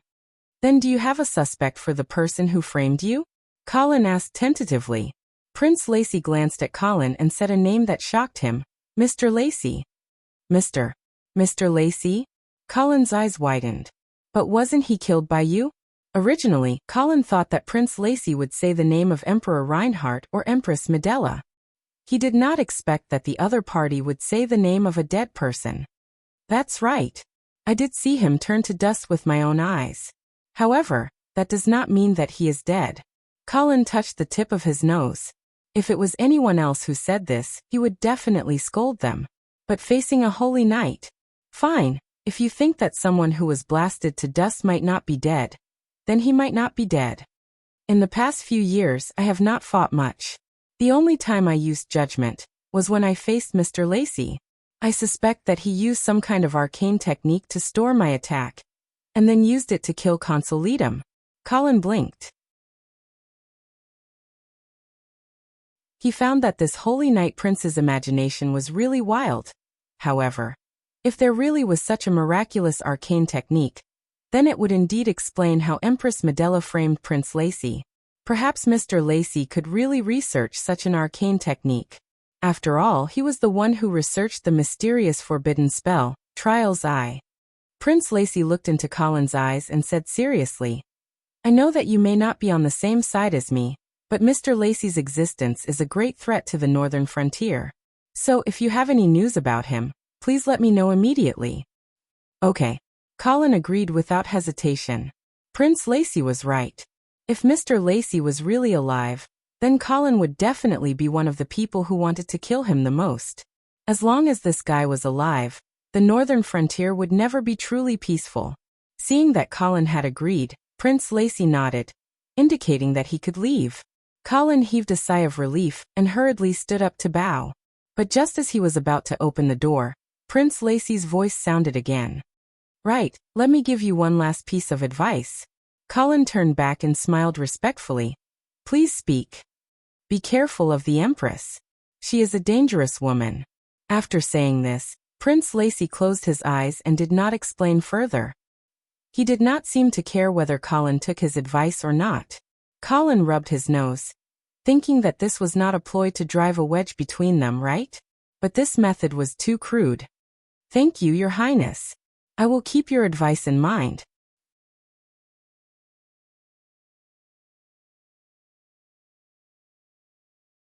Chapter 329. It was late at night. Colin walked alone in the hallway of Swan Castle, occasionally passing by a few patrolling guards. Seeing Colin, the guards all stopped and saluted.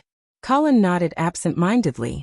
After returning from the church, Colin was still thinking about the conversation he had with Prince Rhy in the confessional, especially the news that Mr. Chi might still be alive, which made Colin feel an irresistible pressure. But then Colin shook his head and laughed. He felt that he was worrying too much. After all, whether Mr. Chi was still alive or not was not confirmed. Even if it was true, with Prince Rhy in front of him, Colin did not have to worry about facing this terrifying opponent. Thinking of this, Colin's footsteps suddenly became a lot lighter. The air also seemed to have become sweeter. It wasn't as if, but there was really a sweet fragrance in the air. Colin curiously turned a corner and saw the open-air balcony at the end of the hallway. On the balcony, a beautiful figure was standing there alone. It was Countess Schultz. Tonight, the Countess was wearing a simple dress with a tight waist. She did not have any jewelry on her, but the dress was well-tailored, vividly outlining her slender and flexible body. In Colin's opinion, Countess Schultz was a mature, graceful, and charming model of a noble lady. She was dignified but not pretentious, beautiful but not frivolous and arrogant, and always had a very friendly smile on her face. Even though he knew that the loyalty of the Schultz family was questionable, Colin found it hard to dislike such an outstanding countess. Hearing Colin's footsteps, Countess Schultz turned her head and smiled sweetly. "Your Excellency Viscounts, did you go out for a walk?" "Yes, I couldn't sleep, so I went to the church to bare my heart to the Lord. I feel much better now," Colin replied with a smile, then walked forward and stood side by side with Countess Schultz. Swan Castle was built next to the lake. Looking out from the balcony, one could see Swan Lake under the night sky. The bright silver moon was reflected in the lake, ethereal and beautiful. "Yes, it's better to talk about some things," Count Schultz said meaningfully. Colin nodded his head in response. However, his eyes were looking across the vast lake, and he could see a faint fire on the other side of the lake. That should be the place where Vera and the others were camping. Count Schultz followed Colin's gaze and seemed to understand something. He asked again, "Your Grace, are you unwilling to enter Swan City to express your dissatisfaction with the Schultz family?" Colin smiled and said, "Count, do you think the Duke of St. Hilda can still trust the Schultz family?" "That's right. What the Schultz family had done was indeed chilling. However, I'm only targeting the former Duke of St. Hilda. I'm willing to offer unlimited loyalty to the current Duke of St. Hilda." Colin turned his head and looked at Count Schultz, who had a serious expression on his face. Count Schultz met Colin's gaze without flinching. The sincerity in his eyes did not seem to be fake. However, Colin would not be moved by a few words. Besides, he had seen many politicians with outstanding acting skills. Who knew if Count Schultz was one of them? "I will pass on your words to the Duke of St. Hilda," Colin said calmly. Count Schultz could see that Colin was just being perfunctory. He said again, "You don't trust me." "I just find it hard to trust someone who has betrayed His Majesty." A hint of sadness flashed in Count Schultz's eyes. He seemed to be hurt by Colin's words. After a while he said, "Then do you know why I betrayed the former Duke of St. Hilda in Icestone City?" Colin was a witness to the rebellion of the Lords, so of course he knew the situation. However, looking at Count Schultz's expression, it seemed that there was more to his motive. Is it not because of Marquis Charles's disastrous defeat at the front lines? Not exactly. Count Schultz shook his head slowly. It's also because of Marquis Garcia. Colin's expression changed, but he was not too surprised. After all, Marquis Garcia had purposely expressed his dissatisfaction with his brother in order to incite the lords to rebel. However, Count Schultz's next words gave Colin a fright. "Marquis Garcia is my lover." Colin looked at the beautiful countess beside him. The fire of gossip was ignited in his heart. "Back then, I thought that Garcia finally had the courage to rebel against his brother, So I joined the rebellion army. Who would have thought? Haha, I overestimated his courage. Colin looked at Count Schultz, who was gnashing his teeth, and did not know what to say for a moment.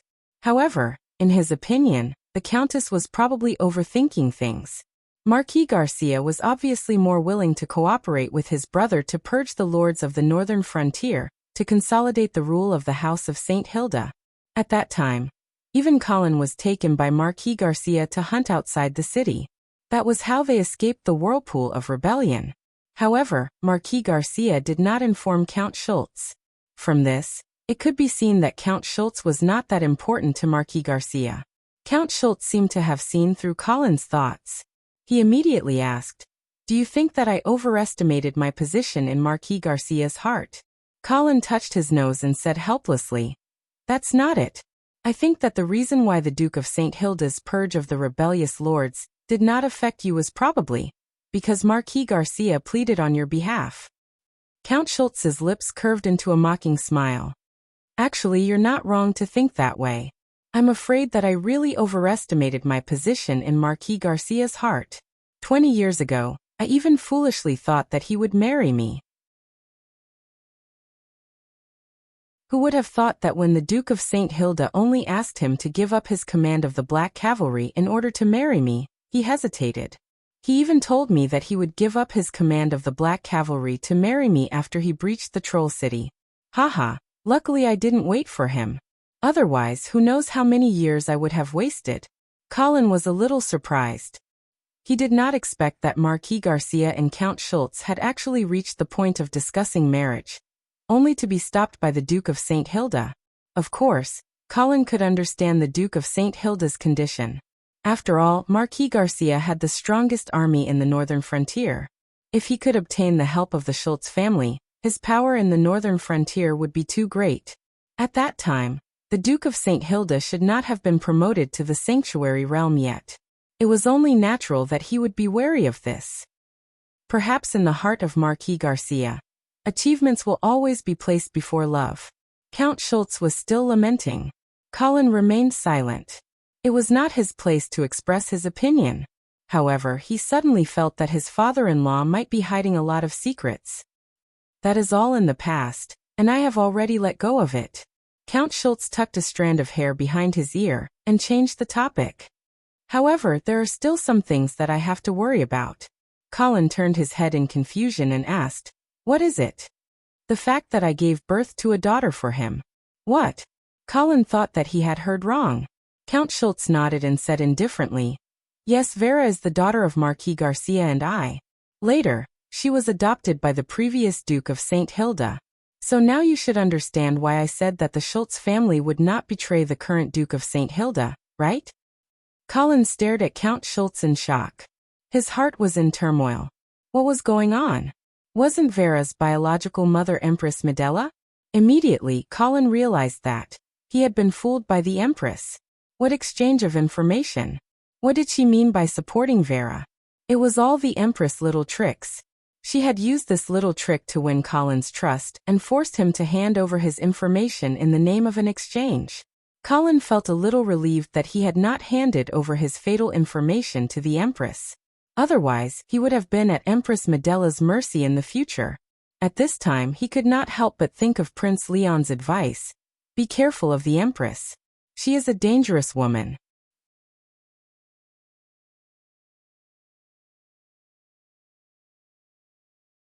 Chapter 330. Why? You don't believe me? Count Schultz looked at the shocked expression on Colin's face and thought that he did not believe him. Colin let out a long sigh and shook his head. "It's not that I don't believe you. I just feel that this news is a little too shocking." "Why?" "Marquis Garcia gave you his two most precious things, Vera and the Black Cavalry. Has he never mentioned me to you?" Colin smiled bitterly and shook his head. "No. Marquis Garcia has never allowed me to ask more about Vera's birth mother. Is it because he feels guilty that he does not dare to mention me?" Maybe. In fact, Colin was more willing to believe Count Schultz because if Count Schultz was not Vera's biological mother, he would not have known that Marquis Garcia was Vera's biological father. After all, Marquis Garcia would not have told this secret to an unrelated person like Count Schultz. However, he might have told his own sister. Moreover, Queen Medela knew that Colin would not dare to ask Marquis Garcia directly because if Colin believed her, he would think that Vera was the product of incest. Therefore, he would not dare to ask Marquis Garcia directly. Therefore, he could only bury this secret in the bottom of his heart and believe that he had the Queen's secret. Colin was now more and more convinced that Queen Medela was lying to him in order to get hold of his secret so that she could control him. Phew, this woman was too scheming. However, if Count Schultz was Vera's biological mother, then things would be different. Although it was also a little difficult to talk about it, it was not as serious as incest. It was just an ordinary illegitimate daughter. Colin dared to ask Marquis Garcia directly. Since Count Schultz had told him this secret, he should not be afraid of confronting Marquis Garcia. Do you believe that I do not have any malicious intentions towards Vera now? Of course. Then, can I trouble you to invite Vera into the city? Count Schultz said sincerely. After so many years, I want to see my daughter. Colin hesitated for a moment before he asked. Earl Long, do you want to make your relationship with Vera public? Count Schultz asked carefully. May I? If Vera does not have any objections, then that is fine. Although this would cause Vera to be labeled as an illegitimate daughter, it would not have much of an impact on her. After all, everyone knew that Vera was an illegitimate daughter, but they did not know the identity of her biological parents. Besides, she had been adopted by the Duke of St. Hilda, so she already had the right to inherit. Even if Countess Schultz was her biological mother, it wouldn't be a big deal. That's great! Count Schultz exclaimed excitedly. A moment later, a blush appeared on her fair face and she said in a slightly shy tone, Please rest assured that I will try my best to help Vera clear her name as an illegitimate daughter. What do you mean? I am going to marry Marquis Garcia. Oh. Colin's jaw dropped again. He was once again shocked by Count Schultz's words. Earl Long, I would like to remind you that you are already married. Count Schultz nodded his head to indicate that he was not stupid. He then said in a matter-of-fact tone, I can get a divorce. When he saw that Colin was still in shock, Count Schultz continued. The reason why Marquis Garcia refused to marry me in the past was because he could not let go of the Black Cavalry. However, now that the Black Cavalry has become your blood cavalry, I would like to see if he has forgotten the promise he made back then. As for my husband, you don't have to worry about him. I have already given birth to a son for Garcia. As long as Marquis Garcia is willing to marry me, I can immediately pass the title of Count to Soren. I believe that he will not object. The reason why he married me in the past was because of the Schultz family's property. Now that I have handed it over to his own son, he can't be more than happy. Colin blinked his eyes and looked at Count Schultz, who seemed to have turned into a young girl in love. For a moment, he did not know how to comment on her behavior. At the same time, he could not help but feel that Marquis Garcia's charm was so great that Count Schultz could not forget him even after so many years. Count Schultz was even willing to give up the title of Count in order to marry him. Do you think that Marquis Garcia will be willing to marry me? Count Schultz suddenly lost her confidence. Colin wiped the cold sweat off his forehead and smiled bitterly. I think so. After all, you have done so much for Marquis Garcia. If he doesn't marry you, it will be intolerable. Count Schultz seemed to be encouraged by Lucien's words. She suddenly smiled and looked no different from a young girl in love. Count Schultz, it's already late. I'll go back and rest now. I'll get up early tomorrow and go to the camp on the other side of the lake to bring Vera to Swan City. Thank you so much. This is what I should do. Colin bowed and then left. Count Schultz looked at the faint fire on the other side of the lake with a smile on his face, as if he was looking forward to the scene when he met his daughter tomorrow. Do you think he believes you? Suddenly, a deep male voice sounded. Count Schultz immediately turned around and bowed. I think so, Your Grace. The man was covered in a gray robe, and only his face could be seen. It was the Duke of St. Hilda, who was supposed to be dead. Will Vera enter the city tomorrow? Yes. Very good. The Duke of St. Hilda nodded with satisfaction, and a faint smile appeared on his face.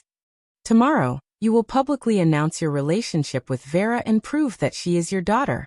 Count Schultz hesitated and asked carefully, Your Grace, please forgive me for being presumptuous, but if I pretend to be Vera's mother, won't Marquis Garcia stand up and expose me? He won't dare to, the Duke of St. Hilda said with certainty. When the Duke of St. Hilda saw that the hesitation on Count Schultz's face had not completely disappeared, he added, because he won't dare to reveal the identity of Vera's real mother. You don't have to worry at all. No one will stand up and question you. From tomorrow onwards, you will be the mother of this generation of Dukes of the North. Count Schultz heaved a sigh of relief and asked, Your Grace, what should I do after that? After that, you will return to Winter City with Vera and propose to Marquis Garcia. Believe me, he won't dare to reject you. After the marriage, your most important task is to conceive a child of the House of St. Hilda. After you complete this task, I will tell you what to do next. Count Schultz frowned and hesitated. Your Grace, even if Marquis Garcia is forced to marry me, he might not even touch me. How can I conceive a child? The Duke of St. Hilda smiled faintly and said, You can rest assured that I will help you. Count Schultz raised his head and looked at the Duke of St. Hilda. A charming blush appeared on his face as he nodded and said, I understand. Do you have any other questions? Count Schultz thought for a moment and said, Your Grace, with all due respect, if you are willing to reveal the truth that you are still alive, we won't have to go through so much trouble. The Duke of St. Hilda's eyes flashed and he shook his head coldly. I am seriously injured right now. It is not suitable for me to show my face. Otherwise, I will be hunted down by my enemies. Just do as I say. As long as you do this well, I will not go back on my promise to you. Yes. Count Schultz lowered his head obediently. When he raised his head again, he discovered that the Duke of St. Hilda had already disappeared.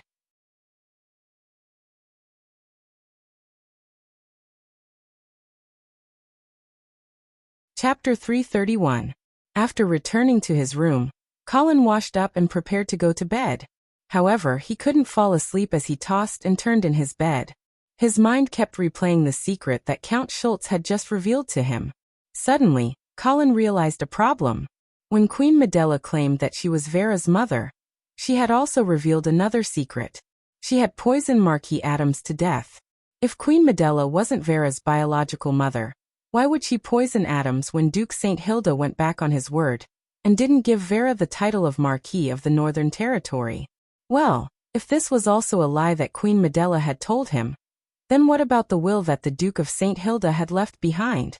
Before Count Almond died, he had said that someone had forced the Duke of St. Hilda to write this will, and that person was most likely Queen Medela. Moreover, when they were in Imperial Dragon City, Queen Medela had indeed been helping Vera to inherit the position of the Dukes of the North. If it wasn't because Vera was her daughter, then what was the reason? Queen Medela's words might be false, but what she had done had always been true. Based on this, Colin could not deny the special care that she had given to Vera. And Count Schultz, on the contrary, Count Schultz seemed to have only made a verbal claim, but there was no proof in his actions. However, Colin also felt that Count Schultz was unlikely to lie. After all, if she was not Vera's biological mother, then as an outsider, it was unlikely that she would know who Vera's biological father was. Moreover, her lie would be immediately exposed by Marquis Garcia. After all, she had already prepared to announce her relationship with Vera to the public. Wait a minute. Colin immediately sat up straight in bed. Count Schultz wanted to announce his relationship with Vera to the public.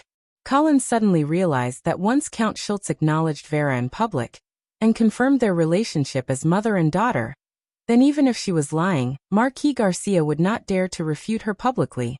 This was because the relationship between Queen Medela and Vera could not be exposed to the public. The Empire of Light would never accept a queen who was incestuous with her brother. The reputation of the House of St. Hilda would also suffer a great blow because of this. Therefore, even if Count Schultz was lying, he had nothing to fear. However, there was a problem with this assumption. How did Count Schultz know that Marquis Garcia was Vera's biological father? Moreover, looking at her fearless appearance, she should also know that Vera's real birth mother was Empress Medela. Even Marquis Garcia did not tell Colin this secret. So who was lying? Queen Medela, or was it Count Schultz? This question lingered in Colin's mind, and he could no longer sleep peacefully. Since he could not sleep, Colin simply got out of bed. Colin put on a coat and walked out of the room. It was late at night, and Swan Castle was very quiet. Only the faint sound of an owl could be heard. Colin walked along the dim corridor, thinking about whether he should bring Vera to the city tomorrow. If Count Schultz was lying, then once Vera entered the city and the two of them acknowledged each other in public, then even if Count Schultz was not Vera's biological mother, he would still have to be her mother. This was because Marquis Garcia would not dare to refute in public, and as for Empress Medela, she would definitely not dare to admit it. As he thought about this, Colin suddenly felt that he should not bring Vera into the city. At the very least, he should ask Marquis Garcia first. If Count Schultz was really Vera's biological mother, then Colin could bring her to Winter City to meet Vera. There was no need to rush. After making up his mind, Colin's mood was much more relaxed. Just as he was about to return to his room to rest, he smelled the faint smell of blood again. Colin narrowed his eyes. This was because he realized that the smell of blood was exactly the same as the one he had smelled in the confessional of the Glory Church in Swan City not long ago. Following the smell, Colin quickened his pace. Not long after, he found that he had returned to the open balcony where he had talked to Count Schultz earlier. The cold moonlight shone on Colin's face, reflecting his uncertain expression. Colin looked at the dark lake outside the balcony, which looked like the mouth of an abyss, and a sneer appeared on his lips. Count Schultz, it seems that you are not a good person after all. Early the next morning, when the sky was just beginning to brighten, several maids who were fetching water from the lake saw Colin and his entourage riding back to the camp. Good morning, Lord Viscounts. Good morning. Is the Duke still asleep? Not yet. Colin nodded at the maids before he entered the camp and went straight to Vera's tent. As expected, the new Duke of the Northern region was still sleeping soundly. Colin bent down and gently kissed her fair and smooth forehead. Vera's long eyelashes fluttered a few times before she opened her eyes in a daze. When she saw that it was Colin, she snorted a few times before she hugged his arm and used it as a pillow. Colin, why are you back so early? Colin stretched out his hand and ran his fingers through Vera's soft hair before he said gently, I am here to say goodbye to you. I have to return to Swan City later. Vera sat up straight and wrapped her arms around Colin's neck before she asked, Have you found Bishop John yet? Not yet. I have also found some interesting things here that require further investigation. So you should return to Winter City first. Okay. Vera was a little reluctant to part with Colin. She leaned forward and gave him a deep kiss. After a while, Colin took out a letter from his pocket and handed it to Vera. At the same time, he reminded her, When you return to Winter City, help me hand this letter to Marquis Garcia and ask him to reply to me immediately. Do you understand? When Vera saw the serious expression on Colin's face, she stopped being lazy and nodded seriously. I understand. Okay, then I will leave now. Remember to say goodbye to the two little guys for me. Okay, be careful. Outside Swan City, the honor guard of the Schultz family was once again in the most neat formation. They were ready to welcome the guests who were about to arrive. Count Schultz and Lucien stood at the front of the line hand in hand. Both of them had perfect smiles on their faces as they looked at the approaching group from the other side of the river. However, it was not long before the smile on Lucien's face froze. He squinted his eyes and said seriously, No, that's not the carriage of the Dukes of the North. There are too few people. What? Count Schultz looked at the screen and realized that something was wrong. Her heart sank. She kept thinking about what she had done wrong. Soon, Colin arrived at Swan City. He immediately dismounted from his horse and said sincerely, I am so sorry, Count Schultz. The Duke's carriage had already left. I was too late. Count Schultz took a deep breath and tried to suppress the anger and fear in his heart. He tried his best to put on a slightly disappointed look and said, It's okay. It seems that Swan City is destined to be unable to enjoy this glory. Colin carefully observed the expression on Count Schultz's face. Suddenly he laughed and said, Count Schultz, You should go to Winter City and meet the Duke in person, Count Schultz. Of course. Count Schultz regained his composure. The elegant Countess appeared again. Colin turned to look at the expressionless Lucien and smiled. Sir Lucien, why don't we search Swan City again, and see if we can find the whereabouts of Bishop John? Lucien smiled faintly. My pleasure. That you're tuning in to the Lime's Wuxia Whispers YouTube channel. We're so grateful for your support, and don't forget to subscribe to join us on this incredible journey through captivating stories. Your generosity through donations truly makes a world of difference, as it's the primary source of revenue that allows me to expand and enhance this channel for you. Thank you from the bottom of my heart for being a part of this adventure.